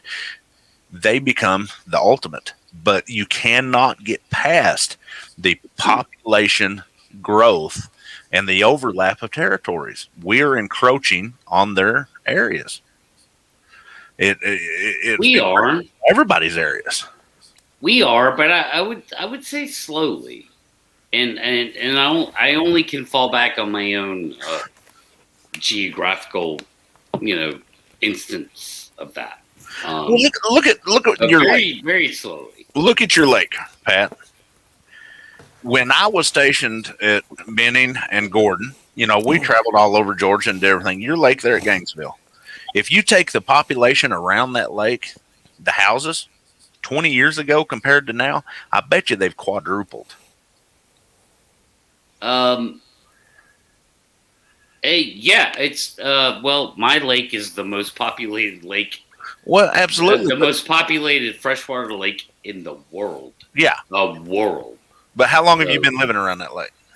4 years. Okay, where did you live before that? About 40 miles to the south. So you've been running that country pretty much your whole life. Yeah, I've been in and around this area for 12 years. So like when you go home, when you was a kid running around, I guarantee you probably drove a mile. You could go sometimes a mile or two and not see a house. Yeah, it's just the problem with this lake is that it is overdeveloped, but we're talking about the lake. It's a man-made lake. Yeah. Lake Lanier. Well, I wasn't even being. I was just being Yeah. specific about the lake. But let's just say your general area. Say if you was to go to your old home place, anywhere in that area, because it's happening everywhere, especially in my area. We used to go a mile and a half without seeing the lights of another house. Now it's maybe a quarter of a mile. You pull up the population of people, folks. We ain't growing land. We're growing people, and we ain't growing land. Look at the prices of real estate lately, because there ain't no more. It's I'd say you're right. Over time, it does become exponential because there was a very fascinating Bigfoot report just a couple of miles away from where I'm at right now, but that was in the 70s. Yeah. So yeah, like I would say that, like, for whatever reason, Bigfoot could come around back then in the 70s. They felt comfortable. They don't now, because there ain't no freaking Bigfoot within 20 miles of me for sure. Like, that's not a thing, but back in the 1970s, there were evidently at least one. If you want to believe, the encounter, which was, a pretty well described encounter. But yeah, it becomes exponential. They can always retreat to the deep Appalachians, the remote areas where people aren't. Like, they can always exist there. Like, we'll never live there. Like, we just won't.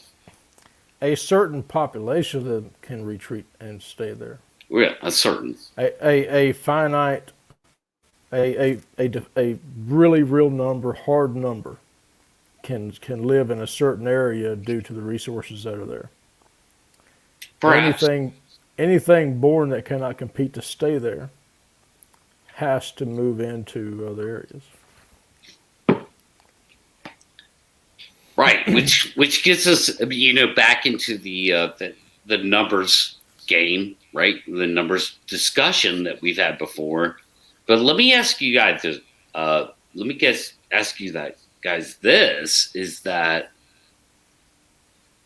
out of all the Bigfoot encounters that we would consider documented, like how many Class A sightings have actually been documented? Do you have any idea of numbers? I haven't researched how many encounters were Class A or other classes. I haven't looked into that. I mean, ballpark it for me. Maybe 30%, something like that. Or just from a number, like a number.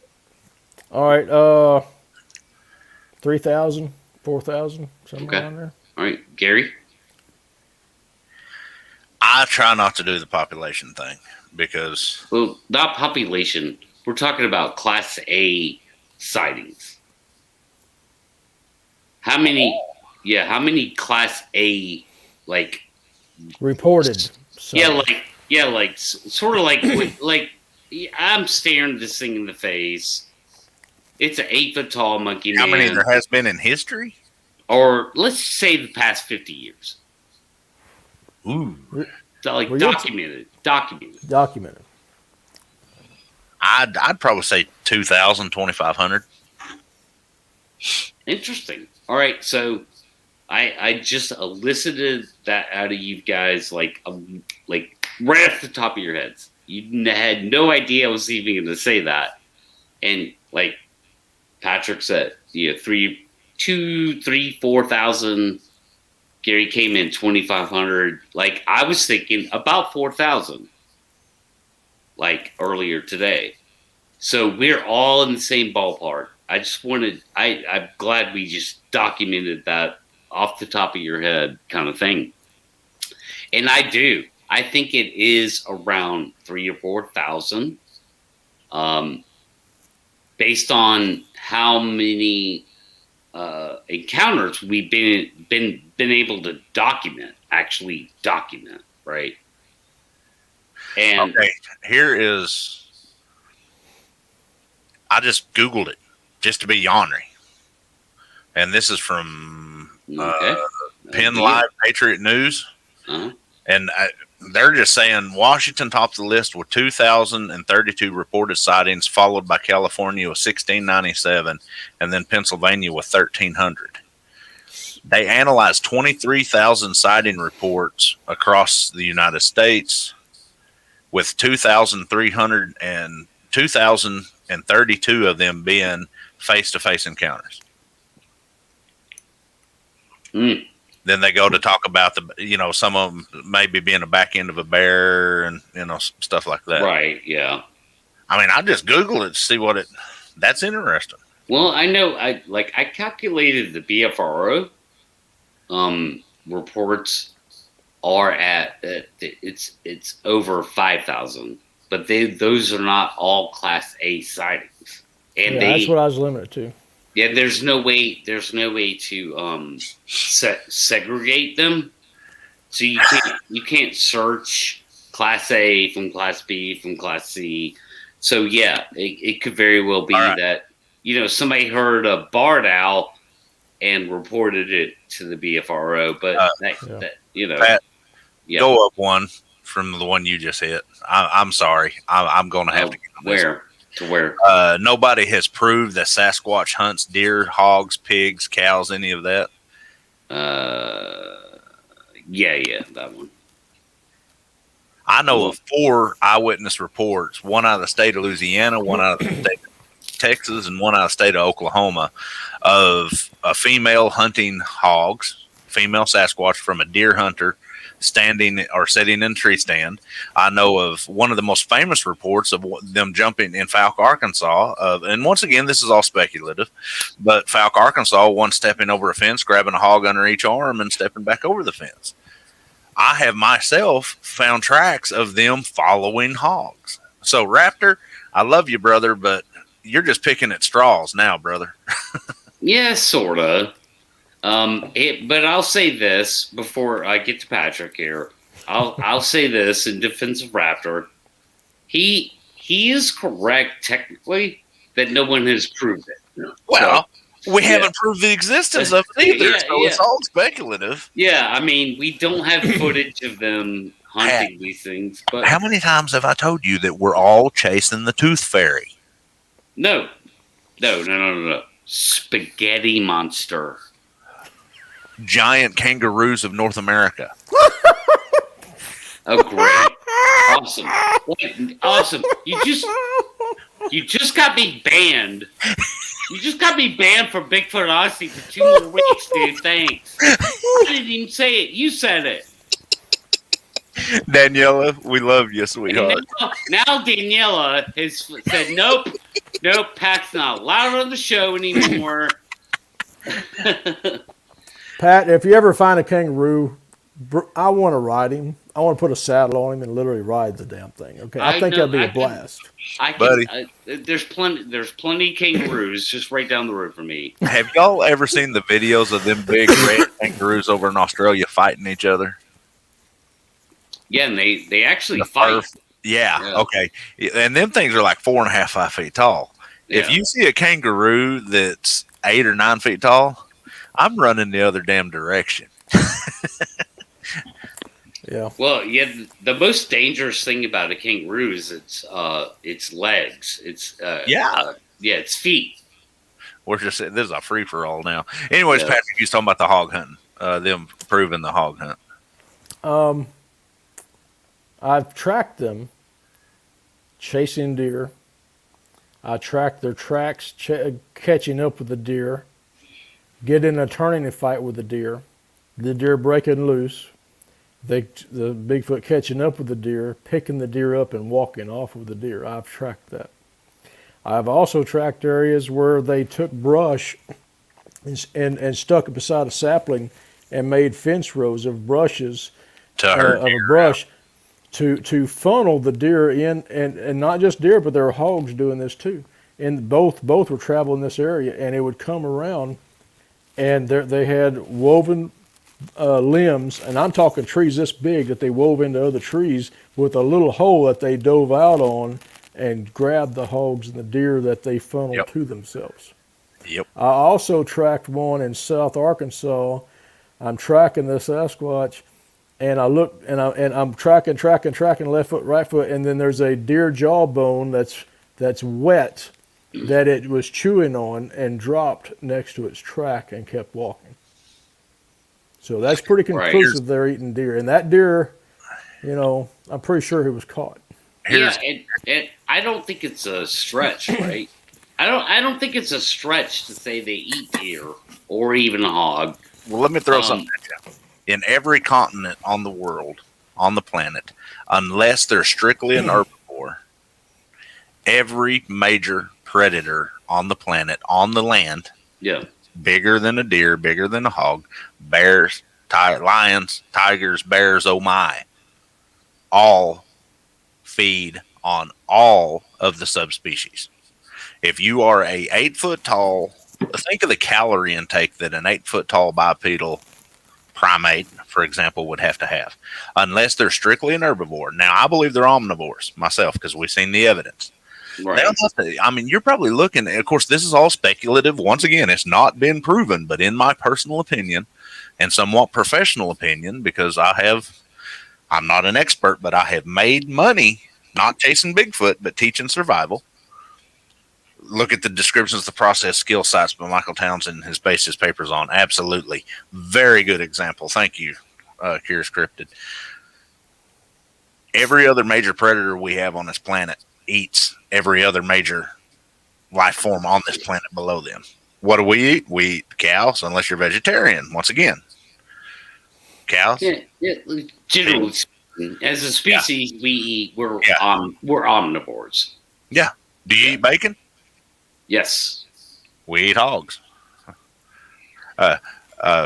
Patrick, we know that they like lamb ribs, and we also know they like hog ribs, don't they? Yeah. But I fed one. But a moose is a herbivore, and that's the biggest damn thing in North America by far. Absolutely. I mean, what if I told you that dinosaur? It's a freaking dinosaur, man. Don't get me started. What if I told you that in the next 7 days I'm releasing a fairly credited report of a Sasquatch eyewitness report killing a moose, and how he did it of course y'all know this, but in 7 days we're going to release that on Poor Boys Paranormal. And once again, it's all speculation because they don't exist. Yeah, moose are so big, man. Yeah, but once again, they're herbivores. But looky here, a pack of wolves pull down a moose. A big brown bear will pull down a moose. I've heard of mountain lions. I've seen, up in the Pacific Northwest, you can see the scratch marks on the back of the female of the point that I'm looking at was a female moose. You can see the scratches on her back where a mountain lion had jumped off on top of her. Man, that's a tough kill. Yeah, think of the man. We actually get the guy that I interviewed is 11 years, a long time, like 5 or 6 years in the military. Turned around 11 years as an EMT in Canada, and then 11 years as a professional hunting guide. And he was talking about the thickness of the hide on the moose. He said in some of the places along the shoulders, it can be on a male, can be up to 1.5 inches thick. Leon, if you're still on here, you know more about moose than I do. Yeah. Yes, he does. He would be the moose guy. Yeah, but I mean they're huge. I mean, because we're all in the South. Just so you guys know, man. Like Gary's in Oklahoma, Patrick's in Louisiana. I'm in North Georgia. Like there are no moose here. All I know is the first time I ever saw how actually big a moose was. My mind was blown. I was like, holy shit! It's the size of a T-Rex. Like it's 3 times bigger than a horse. Like moose are huge. They're so big. Yes, massive. Renee. What do you have to say to that, Renee? I tell you, my first experience, live experience with a moose, I was driving truck through back up east. I think I was in Maine, and one walked across the road, and I had a 2003 Kenworth W900 in the peak of the hood. It was 6'4" because I'm almost 6 foot. And it was above my head, and this thing walked out, and I literally stopped in the middle of the road, and it turned and looked at me, and I could see this much of the moose above that hood, and I was like, "Crap." Now, what if you hit that thing at 70 miles an hour? There ain't no way. No, they're huge. I'd love to see a video of a Bigfoot killing the moose. That would be oh God. Well, that'd be fantastic. I ain't got a video, but the way this guy describes it and the description, I mean, the descriptive nature, the way he does it, the way he describes the terrain, the way he describes the technique it just blew my mind. I mean, and I'm going to be posting it. I've got to finish editing it. And I apologize that we don't have it going, but I've been busy. I've been working all day, and I got to work tomorrow, and we got another show to do after this. Folks, we're just rambling. What was we starting out with? Miss Renee. Yeah, Renee. Once again, we're not knocking you, sis. But No. Criticizing, definitely. But that is, I don't know, is that knocking? And we can't criticize people for their words, Well, I'm more critiquing the presentation, the applications of yeah. subjective versus objective, and also the insults. If you wanted to insult a huge group of people that have seen this thing, you accomplished it. Yeah. Being part of that group, that what you say 0.5% or something like that. No, yeah. Like less than 1%. Yeah. Yeah. And being in part of that, I've heard even people say, I've had my own father, say that you're one of the lucky few. And I'm like, man, wait until you lock eyes with one. It ain't lucky. It ain't. It ain't lucky. It's a freaking. But being part of that, I know people don't think that we're out there, and I find myself, being the practical enthusiast that I am, when I hear people talk about their, for lack of better terms, their mind speak and their the orbs and the being able to cloak themselves and stuff. I think that they're out there. So yeah, we have our own degree of so we can't. We would be the last ones to knock for say Miss Renee for her beliefs, when we're kind of in the same situation when it goes to the other extreme. And I have to catch myself all the time on how I talk to people, and it's really opening my eyes up hanging with some of you guys, because some of you guys lean that way. Some of my very good friends, I have no doubt in my mind that they believe what they seen. But here's what I'm saying. Let's analyze what you've seen, just like y'all analyzed what I seen, and we sit down. Curious Cryptid went through it with me, and Leon went through it with me from Bigfoot Okanagan, and a bunch of you, Patrick. We analyzed exactly what I seen, and I got different opinions from different specialty people with a certain skill set, and we analyzed it, and then come to find out what I seen was not, my impression of what I seen was not actually the way that it happened. Let's see. And what are we trying to protocols if he gets written up for us? Okay, I don't get that. I must be tired. But my whole point is I'd be the last one to knock somebody like Miss Renee for her beliefs. Yeah, because we do this exact same thing inside our own community. We do it. You guys do it with me. And that's the whole thing. If I present evidence to you, just Patrick, my tracking videos, you're like, yeah, well, you look over here, we'll look over there. It's called constructive criticism, but we represent it in a way that we don't try not to offend people. Correct. I don't think that she was trying that. I just think she didn't care. Well, let me ask you this, Gary and Patrick. So first, Gary. Gary, did you see an 8-foot tall monkey man staring in your window No.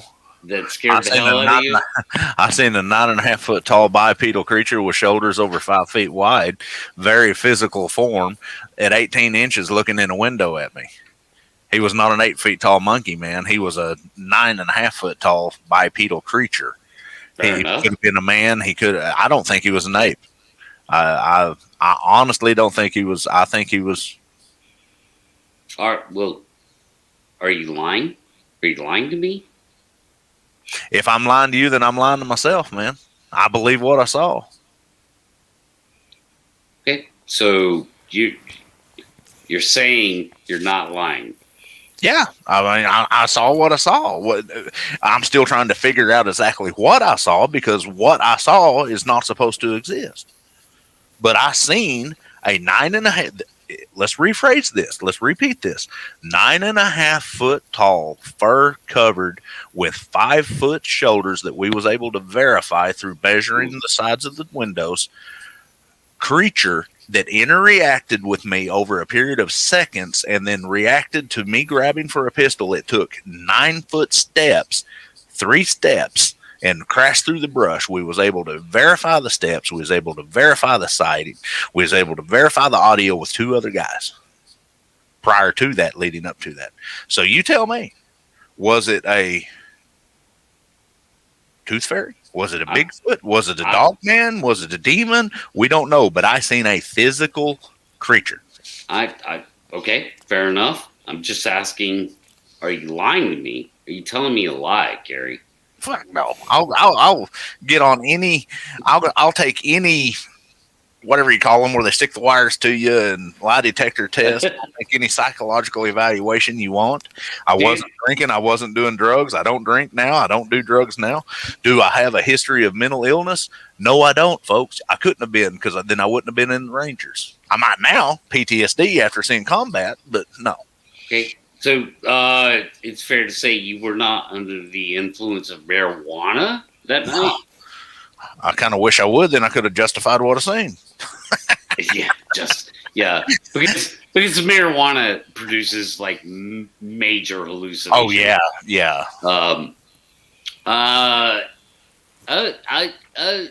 Come. Okay, so now you have to come to Georgia. I'm gonna hook wires up to you. That's all I know. It's gonna be fun. That's a different story. That's the whole thing. There's too many reports. Patrick, I know you got to get to you. There's too many reports of the same thing. You know, I just, why? So Patrick, give me your best visual of a Bigfoot that you've seen.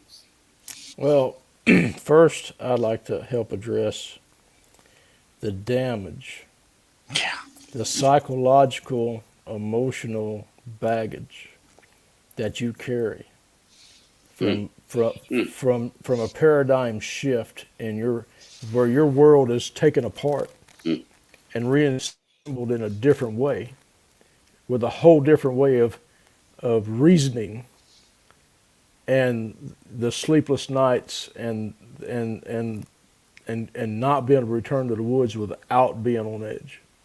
Okay, the damage of that is very real, and just as real as the sighting that Gary had. My best visual of a Bigfoot would have to be the first encounter, which isn't my favorite. And she's in midair, and her right foot is extended out, and her left foot is bent backwards behind her just a little ways. And she's covered in red hair, reddish orange hair. And she's not looking at me, she's looking at where she's going to land at.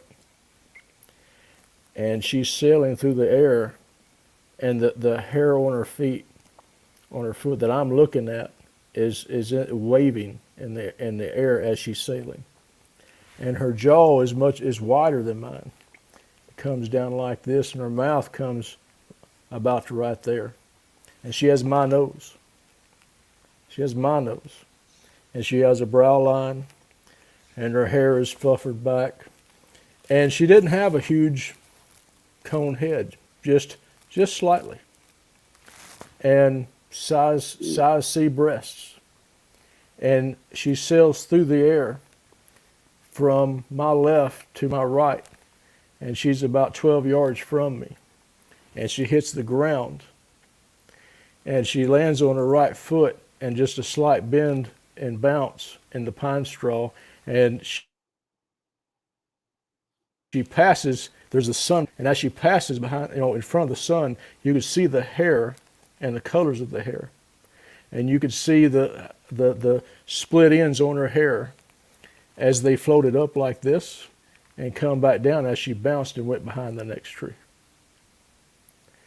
And that is an image and a movie reel that is in my head and has been in my head since 2003. That is, and when you talk about damage, I went on a podcast that wanted me to tell it, and I went through the entire thing, and I didn't sleep for 3 days. Well, guess what? The third day, another podcast caught a hold of me and said, "Hey, we need you to tell this." And so I tell it again. So I might have slept 2 hours in 6 days after 2 podcasts, and then another podcast. Hey, we want you to talk about this. There's a personal cost. There's a personal cost to this. It took me 3 weeks to get to where I could actually sleep 6 hours.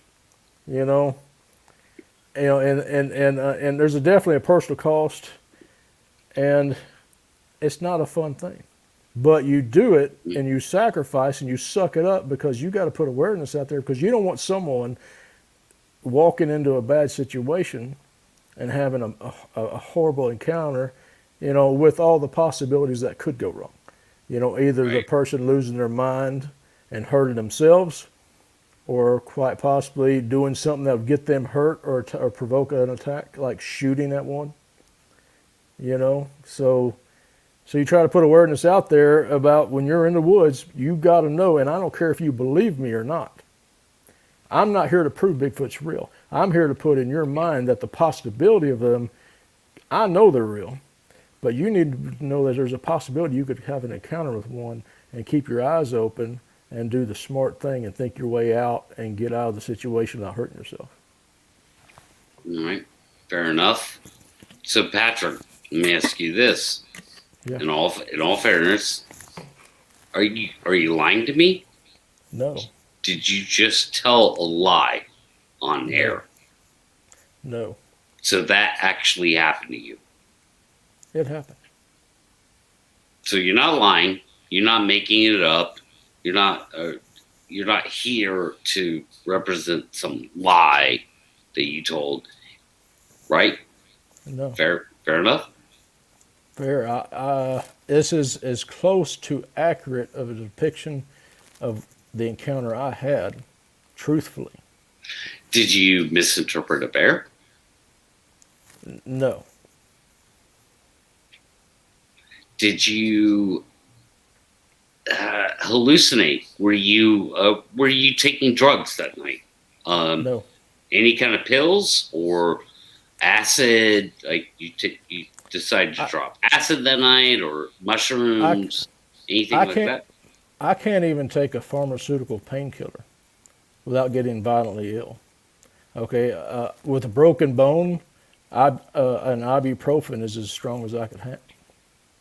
Any of that literally makes me violently ill for days. Okay. So I can't do drugs. So I didn't do drugs. Right. So you're not lying. You weren't under the influence. You didn't. You're not thinking maybe it was a bear. No. Like none of those things are in play. You saw what you saw. And I'll go back to Gary on this. Gary, you saw what you saw, right? I know what. Yeah, I saw what I saw. I saw what I saw, and I saw that I saw. Say that 3 times fast. Well, there was also Leon did some kind of a behavioral study. Yeah, we'll be releasing that in about a week. Yeah, I want to see that. Me next, Leon. By the way, so me next. whether I'm mad or anything, any questions about me, I'm sure can be answered through whatever his findings were. And let's address that right quick. Mr. Leon specializes in expressionistic interviewing. He takes his skill set, which has been used for years with law enforcement community like the FBI and the Department of Defense, but he takes through his training facial recognition, facial expressions, body language, and obtains a impression of the semblance of the truth from that. And we did a 3.5 hour interview with Mr. Patrick here, and I'm like I said, I apologize. I'm slow getting them edited and getting them out because I want these things to be so. That was such a unique experience, folks, and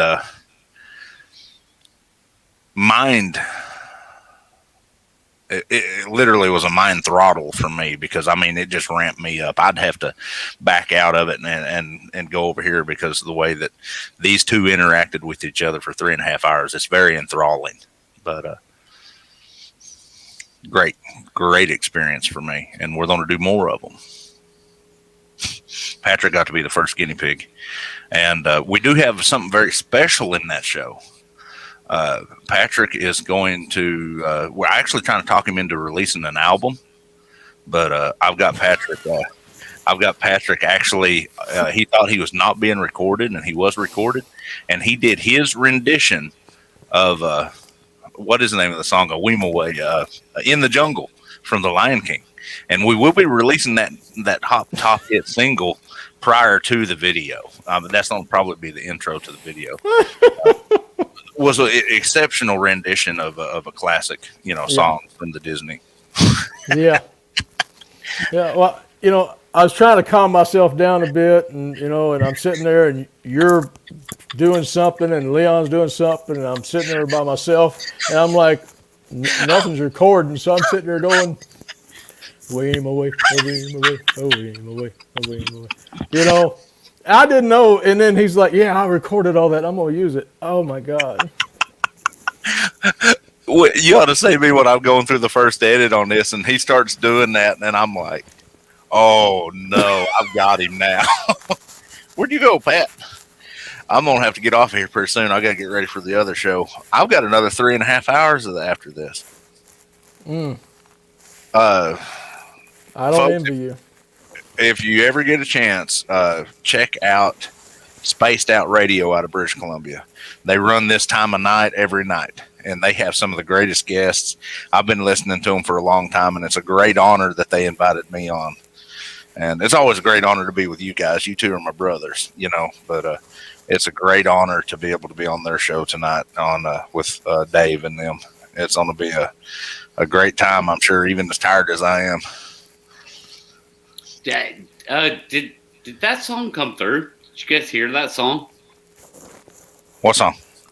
Okay, never mind. No, probably playing In the Jungle. We was talking about Patrick's new hit single he's releasing. I've got to get it through editing it. He did his own rendition of In the Jungle from The Lion King.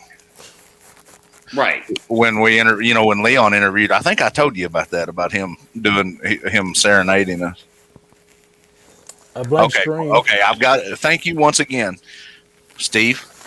More accurate to say Leon works on evaluating if the witness owns what they are saying or is possibly hear that. conflabbing. Huh, what's that?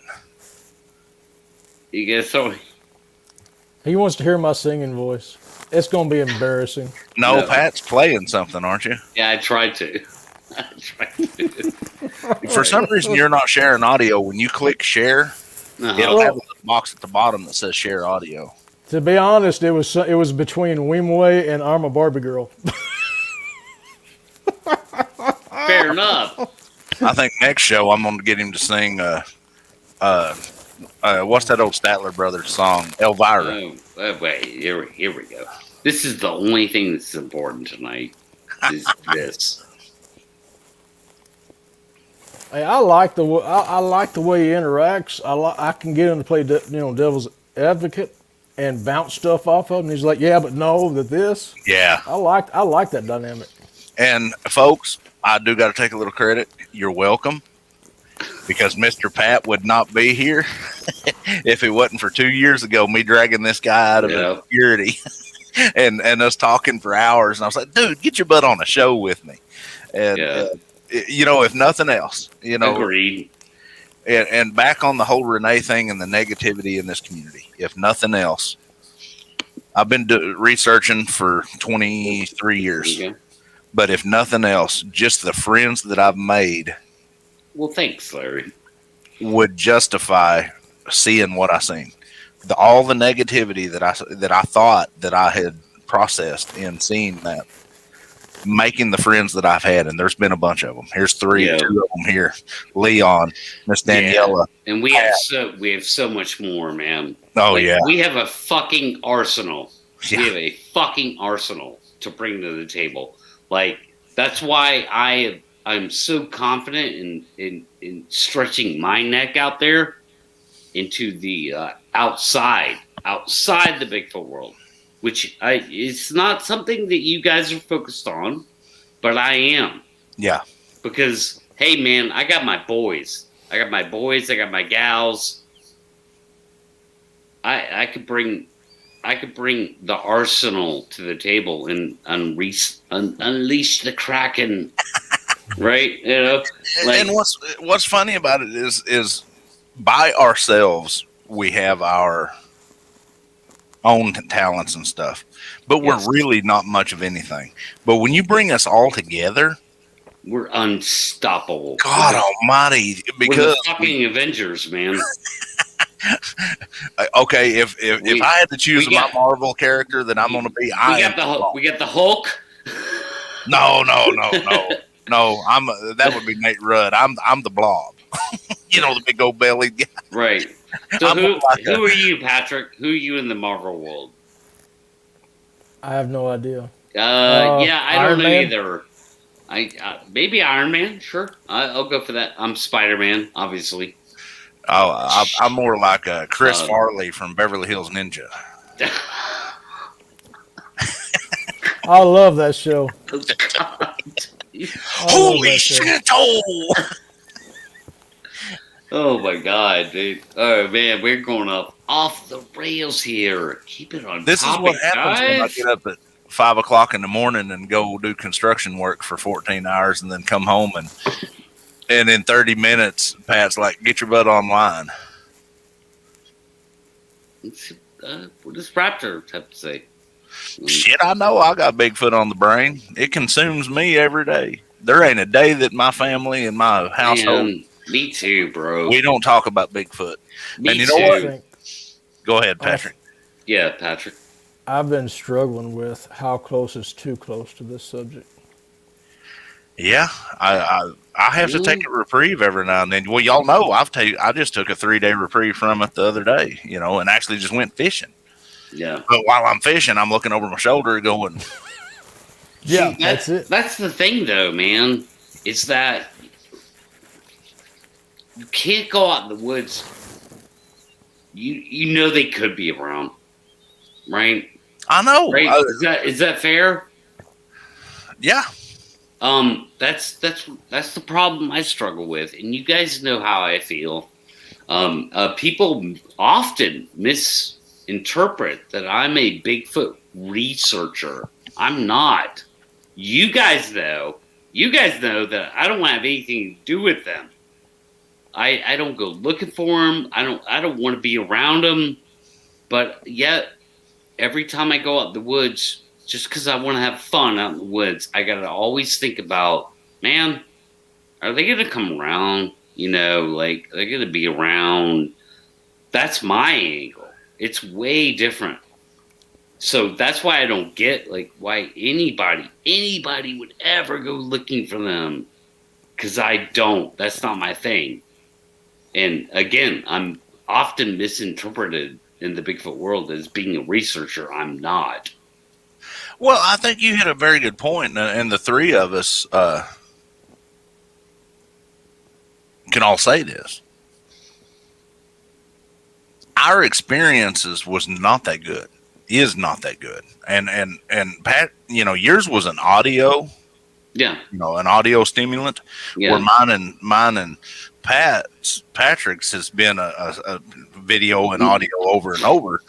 Right there in your face, literally. I sometimes have trouble with these and I'm not knocking them. I'm not knocking them a bit, but these very enthusiastic researchers, for lack of better terms, that really want to go out and have a face-to-face encounter with them, and they kind of get upset with me when I say, be careful what you wish for. Yeah, you don't like, but do you? But you guys are still up. You say that, Gary, but Gary, you still want to see one again? And Patrick, it ain't that I want to. I mean, well, I guess you could say ultimately it's my decision, but it's not that I want to. Like Patrick said that earlier. I want to go out and verify. You want verification. I mean, I love the way my father put it. The morning after I seen it, he says, "You're going to have to go back and face your fears." It took me 3 years. Well, 2019 to 3 years to go back to the spot. After the initial, we went back and did the measuring the tracks and stuff. Right. And I took Mr. Shane Carpenter and Randy Arrington with me. And what's funny is my father was with me too, but he would not go up on the hill with me because he knew how uncomfortable it would make me. And when I got up there, you can ask Randy and Shane Carpenter. I mean, here I am, 6 foot tall, 300 pounds, and ex-ranger and all this, and big bad boy. I got tears coming down my, face, and I'm crying like a kid. Sure. 3 years after the fact. Yeah, I'm That's sure, Gary. how bad it affects you. Yeah. I mean, if I think if I provoked you enough tonight, I probably get you to fucking cry on air. Oh, I guarantee you can. Yeah. I guarantee you can, especially if you start popping up the daggum renderings Yeah. that they worked on. I mean, it just, I don't know. I don't get where. I only say that, Gary, because I understand that, like, the traumatic, results. That's it. I'm just validating in my own head. Well, It's a very traumatic thing. What do you think, Patrick? it's very difficult. It's not like we work, we work a 9-to-5 job where we can lay in bed till 7 in the morning. Finally fall asleep around 2 or 3 and get a few hours sleep. My day starts at 4 a.m. Okay, I need to be in bed by 8. To get at least 5-6 hours sleep, maybe. So if I can't sleep, that means I'm watching the clock till 2 a.m. and then 3 a.m. and maybe get an hour sleep and back up. And you do that for weeks at a time because of what you've seen, Absolutely. what you've witnessed. It affects your job. It affects your Every aspect everything. of your life. Yeah. Yeah. Yeah. Your safety, falling asleep driving. You're driving and then you nod off, because you just did a 12-hour shift 4 times on 3 hours sleep because of this subject. Okay, it's not easy. What if you guys were hallucinating? Do you think that there's any possibility that for whatever reason that you do not understand, you had a powerful, obviously, hallucination? So you're telling me that thousands of people from every walk of life, every religion, all over the planet are all having pretty much the same descriptive hallucination? The same hallucination. Yeah, I'm just asking you a personal question. Yeah. Do you think, Gary and Patrick, that you hallucinated? Is there any way that you could have hallucinated that experience of that time? Patrick, I'm going to let you answer that one first. One of my hallucinations is on camera with his eye shine, with 3 people watching this walk in a field, and my tracking partner is elbowing me going, "There it is, look at it," out in the middle of the field. So I'm going to say no. Well, this hallucination is I'm talking on the phone with Patrick just a couple of months ago, and he's 400 miles away. Well, it ain't that far. Yeah, it might be 300 Yeah. miles. I'm talking on the phone with Patrick and got it on speakerphone, and this hallucination is throwing stuff, and you can hear it in the woods. So if it's an hallucination, he's hallucinating it at the same time, 300 miles away on the phone, that I'm hallucinating. So I must have some grand ESP stuff if I'm able to influence his brain to the point. If I was hallucinating when I whacked that tree 3 times and we heard an hour later the audio, Pat, you've heard it. Was that tape recorder? I mean, was that audio recorder hallucinating?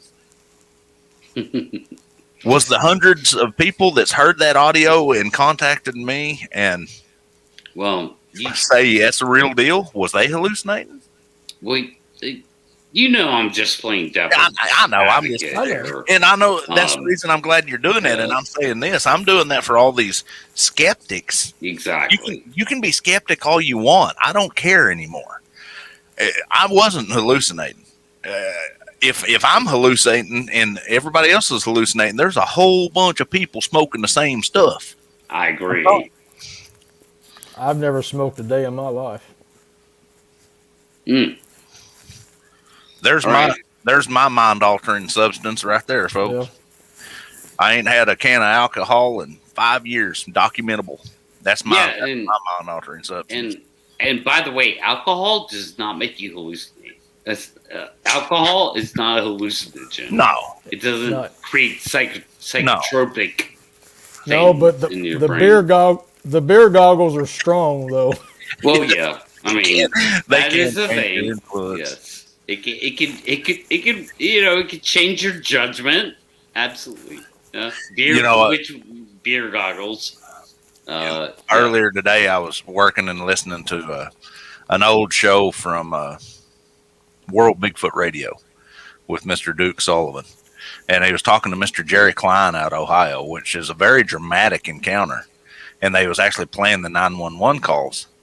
And one of my buddies that I was working with came up and was listening to it. And he goes, "What's up with the dude's voice?" Key point, folks. I was like, he's scared. And another guy walked up, and there's been so many people talk about Mr. Jerry Klein said he was drunk that night when he did that, when they had that call. If he was drunk when they did the field sobriety test shortly afterwards, they would have took him in. He was so scared, so bloody scared, that his voice was cracking. He could barely comprehend and keep it together. Mm-hmm. Yeah. And people for years said, oh, he was drunk. He was drunk. He was drunk. If that was the case, you tell me a police agency on the planet that's not going to take a drunk person to jail with the right opportunity. And they had the prime opportunity because they'd called, there's 4 police officers there. They did a field sobriety test. He passed it. Yeah. This is a traumatic, can be a traumatic experience. It's very traumatic, Gary. Yeah. And to go back to your encounter with them, I mean, you had one literally staring you in the face, like.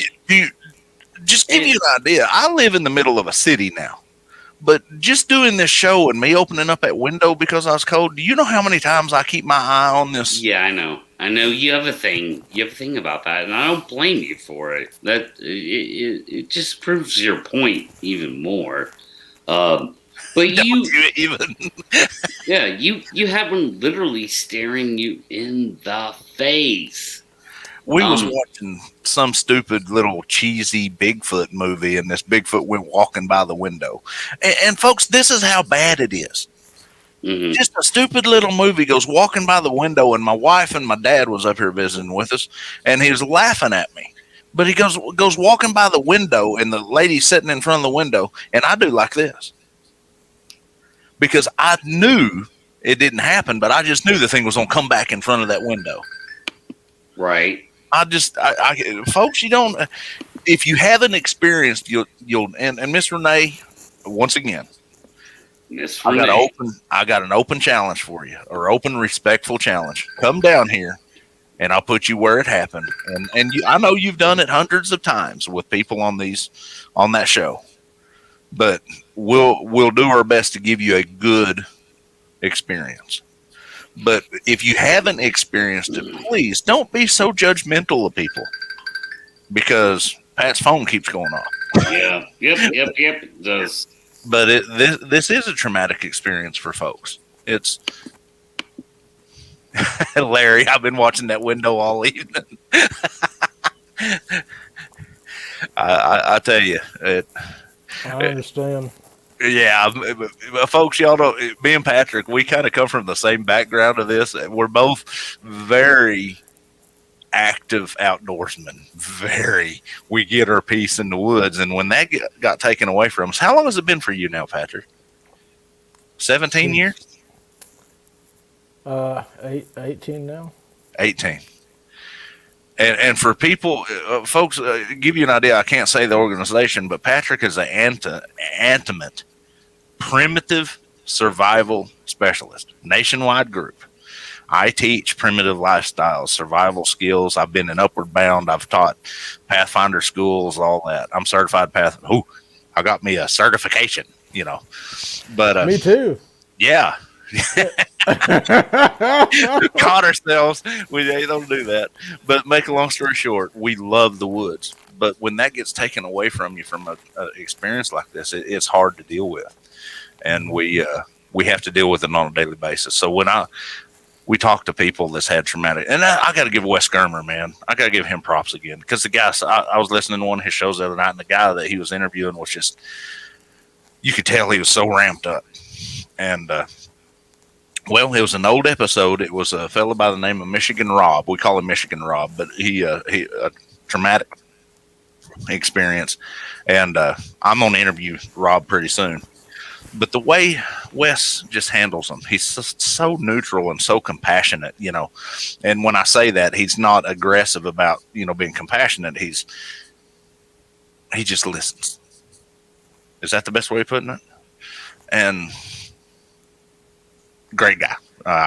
Everybody knows that I wouldn't be doing this if it wasn't for him, because he helped me. But once again, it is a traumatic experience for some folks. And let's just not be as judgmental sometimes. And I'm saying that to myself too, Yeah, I'm going to tell you, I was the world's worst about judging, and then having that experience and having all this stuff thrown at you about UFOs and portals and all this stuff. And all you could do is catch that information and put it into a file, and you're really an information manager until you can find a place that it fits in your line of study. And like that, you can't. I can understand how someone would say they cloak. Okay, I had a similar experience. So something that I didn't believe I would ever run into, and this is a learning curve and a steadily increasing learning experience, as you progress in encounters and insights and experiences and discerning their behaviors out. You're learning as it goes, and then you find this little place, and you grab that information, you put it there it belongs. Yeah. And you just keep going. And I am perfectly fine finding one climbing on a UFO. I wouldn't mind that one bit. What I do not want to do is have one be like a physical manifestation of a spirit, and then I find that out, because I'm out on that. Yeah. I'm done. And then saying that, we kind of touched base on that earlier, and we're going to do some shows on that on my deal. Long before I did Sasquatch, I did paranormal investigation, and I see a lot of that crossover. And that's once again the reason I have an opening to anybody that's had that kind of interaction with Sasquatch to come on my show, so we can sit down and analyze in a very pragmatic and very resourceful way, not in a decorative way at all, because I do believe in the paranormal. very much so. I can't say I'll never be able to say that I don't. I want to see if there's a correlation that maybe it's two separate phenomenons that maybe, and the only way we're going to do that is get a multiple witnesses accounts and multiple, like we do with Sasquatch, the way we look at it, and glean that information from multiple people. Go ahead. Well, paranormal is part of what made this subject so painful. Yeah. I grew up in a haunted house. Yeah. I didn't know that was what that was until a certain age, because it was there my whole life. So then that house then became dangerous, and the woods was my sanctuary. And then it happens in the woods. And yeah, now that's taken. The woods what I met there wasn't supposed to exist. And so where is my safe place at, Absolutely. That was a battle in my head for several years. I have a hard enough time. I gotta be very careful how I say this. I have a hard enough time getting over the fact that I seen something looking in the window at me that was that massive and that big, knowing that it can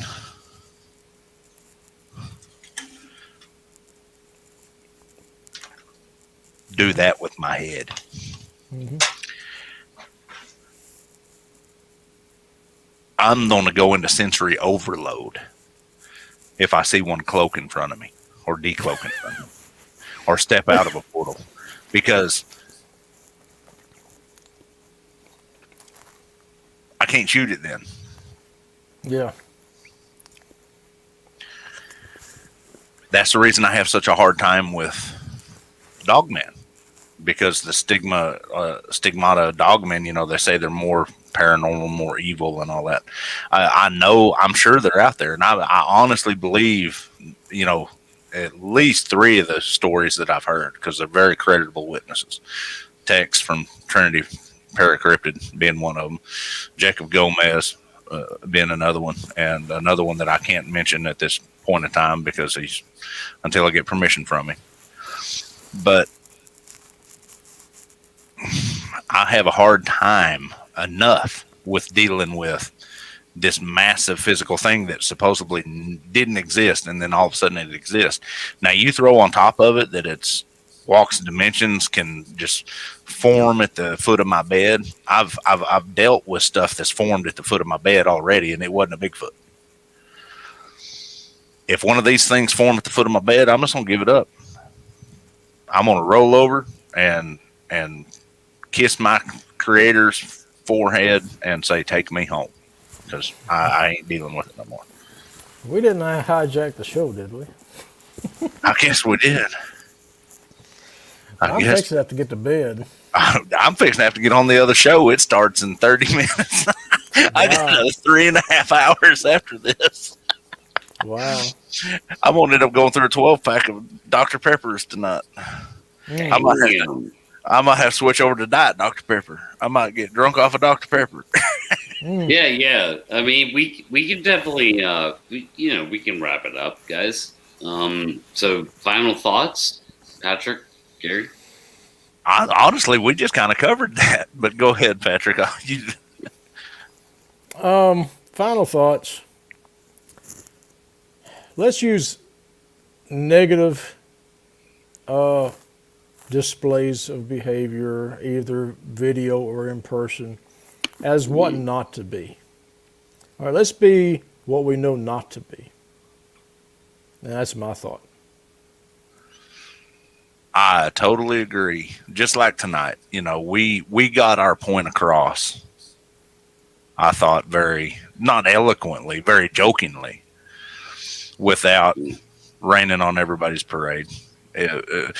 Folks, the whole certification thing for us is an inside joke for me and Mr. Patrick. Right. And that's the whole thing is we stop ourselves before we take it any further.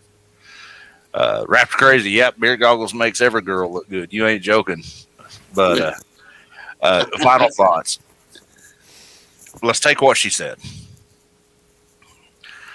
they're all a bunch of drug addicts, hallucinatics, not very intelligent, can't do what they're doing, they don't know what they're doing. Let's take that, use that as a motivator to up our game to prove all of them wrong, not just her. Let's not do it out of vindictiveness. Let's not do it out of spite. Let's do it out of preparations for the species. I truly believe in the protection of these guys. I do believe that they are real. And I'll never not say that they aren't after what I've seen. And I think they need to be protected. That's the only thing that me and Patrick kind of go different directions on, because Patrick is of the mindset that that we're going to have to take one's life. And a lot of the reason I'm that way is because everybody knows I'm Buddhist. I don't believe in taking a life unless it's, completely last ditch necessary. I don't even hardly take an animal's life anymore to consume it. I'd rather buy it from somebody else just for my own personal, gratification. But make a long story short, let's take this negative and turn it into a positive. Let's up our game, and let's up our way how we collect information and how we present our information. And let's up our game on how we present our opinions in a more positive and professional manner as a community. And let's change this stigmata that has been put on our community. I know there's a lot of folks out here that feed off of that, and that's fine. You can go somewhere else. I won't deal with you. There ain't no reason to. I love a good debate, but as long as it's done in respect, would be the best way to put it. Agreed. So, all right. So that brings us back to. I'll circle back to, how we started the show, talking about Renee and her speech, and some of the good points she made, and some of the bad points she made. You're right, Gary. Like, we need to up our game. I agree with that. Like, we, as a community, as a part of that community, we need to let them know, hey, we're here. We're critical thinkers. We're objective-minded people. So let's up that game. And so that being said, I invite Renee or anybody to come onto my platform or any other neutral platform and debate Bigfoot. Let's do it. Right? Absolutely. Because it's more here than you know. I think Patrick and Gary are proof of that, and I could bring on the others if you want. I could bring on Leon, Jay, anybody. There's a lot of guys waiting in the wings to have their voice heard in that discussion. Steve, Brian, that team. I can't believe the amount of knowledge and diversity of knowledge in that team. Yeah, it's a lot. It is a lot. It's almost too much. Which kind of brings us back to square one. Proof of existence. Yes. There's a ton of knowledge there. But how do we extrapolate that knowledge? Is kind of my issue, even in the Bigfoot world, and this, Gary, and probably you too, Patrick, to some degree. It's how do we extrapolate that knowledge? Because to me, I recognize that knowledge is there. Yeah, I want to be able to take it and extrapolate it, outside the Bigfoot world, pierce that bubble. How do we do that? How do we do that? Well, what you're talking about is an equation. Okay? Mm-hmm. You're talking about filming them, right? Yeah, of course. So how do you film them? The average person with boots on the ground is outclassed constantly. Okay, you're not going to walk into a group of them with a camera. It's just not going to happen. 1,000,001. So you really have to work the equation of and get to where you're talking about is from aerial Yeah, photography, absolutely. get it videography, Easy. and get it done. Yeah. Yeah. All right. So basically, it's all on my shoulders. I'll get it done. No problem, guys. You don't have anything to worry about, and there will be no reason for a Bigfoot debate because I'm gonna get it done. You know what? I gotta say, if you get past the first step, you're going to be a 25 steps ahead. I agree. About 90% of the people out there, because the way you're going to put that thing together, man, I think it's spot on. And I'm not just saying that because I'm your friend. I mean, if our U.S. military and government's using that same technology the way they are, and it's been proven that they are, I think that's going to be that with a combination of the boots on the ground, is going to be. Well, we've got to look at it this way: up in that game. Well, who's the best at the game right now? The U.S. military, and I truly believe that. And I hate to put it that way. We just interviewed on one of my other shows a guy that's very tactical about the way they're doing the research, Right? And why not? Because the U.S. military's been doing it, and they are still the best military in the world. That's true. That's true. And I watched the first part of that, and so yeah, I have something to bring to the table with those guys because he never ever mentioned Ariel. Yeah, well, I was holding that off because he's going to come on Poor Boys, and I'm gonna get you two on there with me because it'll be right down your alley too. We did just release part 2 of that episode earlier tonight, folks. It's great. It's on the trail.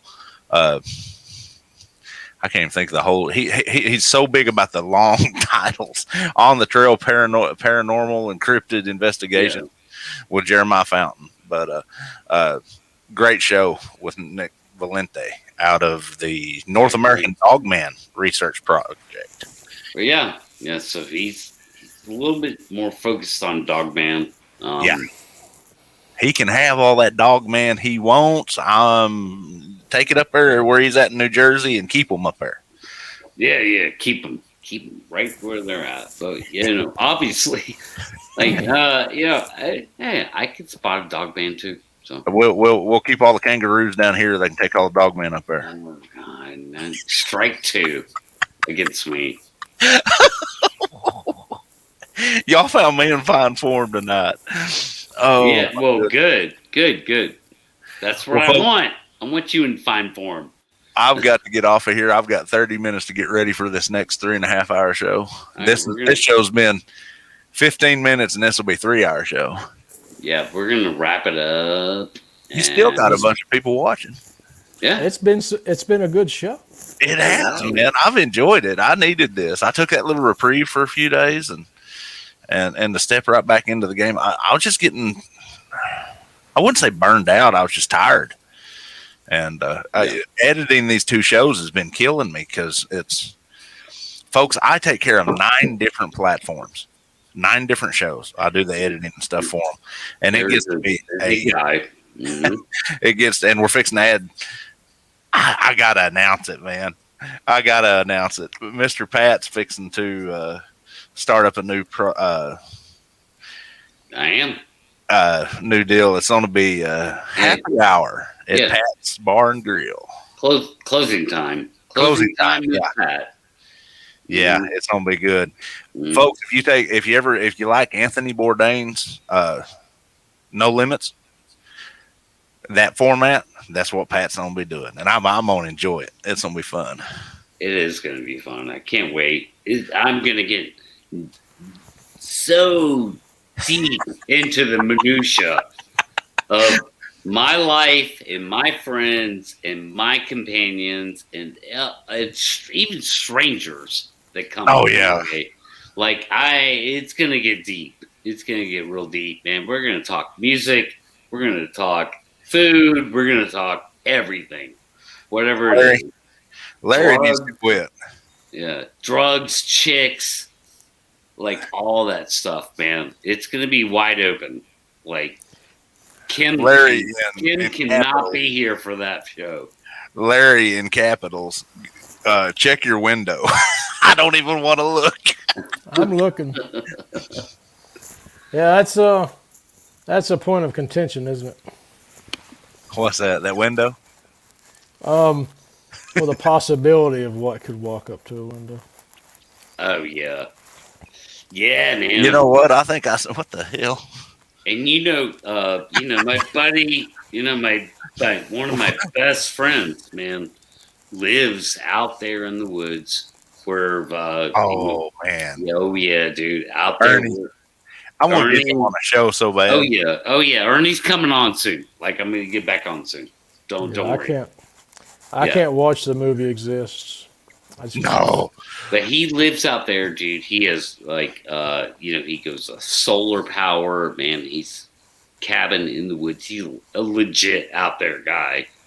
And of course, 100 miles, 100 yards away where I had my wood knock experience. And he's like, no way. He doesn't want to think that they're around there. He doesn't want to see their faces in the window, So yeah, I'll tell him the same thing. Be careful what you wish for because it ain't no. No, well, he doesn't. That's I got you. Yeah. Last thing he wants is to ever see them out there. I've got to have a cardboard cutout of a Squatch face so I can stick it to Gary's tent with the window down. You know what kind of guns I carry. Yeah, so we don't do that here. We don't do that. What kind of dog I got. Yeah. You really want to take that risk? Nope. I would do it and leave. I wouldn't even hang around. Well, it's like, do y'all remember the old footage of the where they was inside the tent and the alleged Squatch come walking by and it got up by the tree and it just turned and looked at them through the tent? You remember that old footage? I think it was like from, if I recall right, I think it was a Rick Dyer's footage. Oh yeah, well fuck that. But you know what I'm talking about, where it had actually, they said it took a candy bar and was eating the candy bar and stuff. Well, anyways, it is what it is. But I can't watch that. Like you was talking about with Exist, there's a movie called Abominable with the guy in the wheelchair and then the girls next door. Yeah, and it's eating that girl. Huh? Yeah. Well, the girl gets pulled out of the shower window, but the scene before that, he's sitting there watching the girl taking the shower, and you look in the side window and you see the thing literally like this in that window, and I'm like, no, I'm going this way. I'm telling you. But see, folks, what y'all don't understand, I got that open window back here, but I got Buddha protecting me. I'll tell you, man. Now y'all got me. Where's your dog? Oh, he's in the other room. Yeah, call him in. Oh, shoot. Call him in. Do it. I'll have to open the door. Yeah. I like this. Good way to wrap up. Come on, Snap. Come on. Come here. Yeah, there we go. There we go. How cola? That's a good boy. That dumb dog, your breath stinks.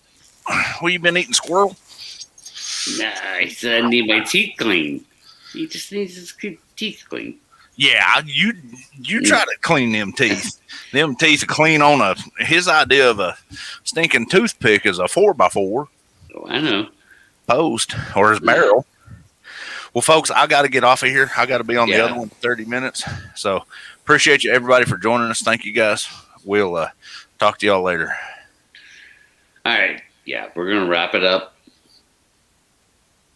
And thanks for watching tonight, everybody. Thanks, Patrick, for being here. Oh, thanks for having me. And yeah, we'll just continue the conversation every chance we get. Like that's what we do here at Squatch Talk. So thanks guys for watching. Bye-bye.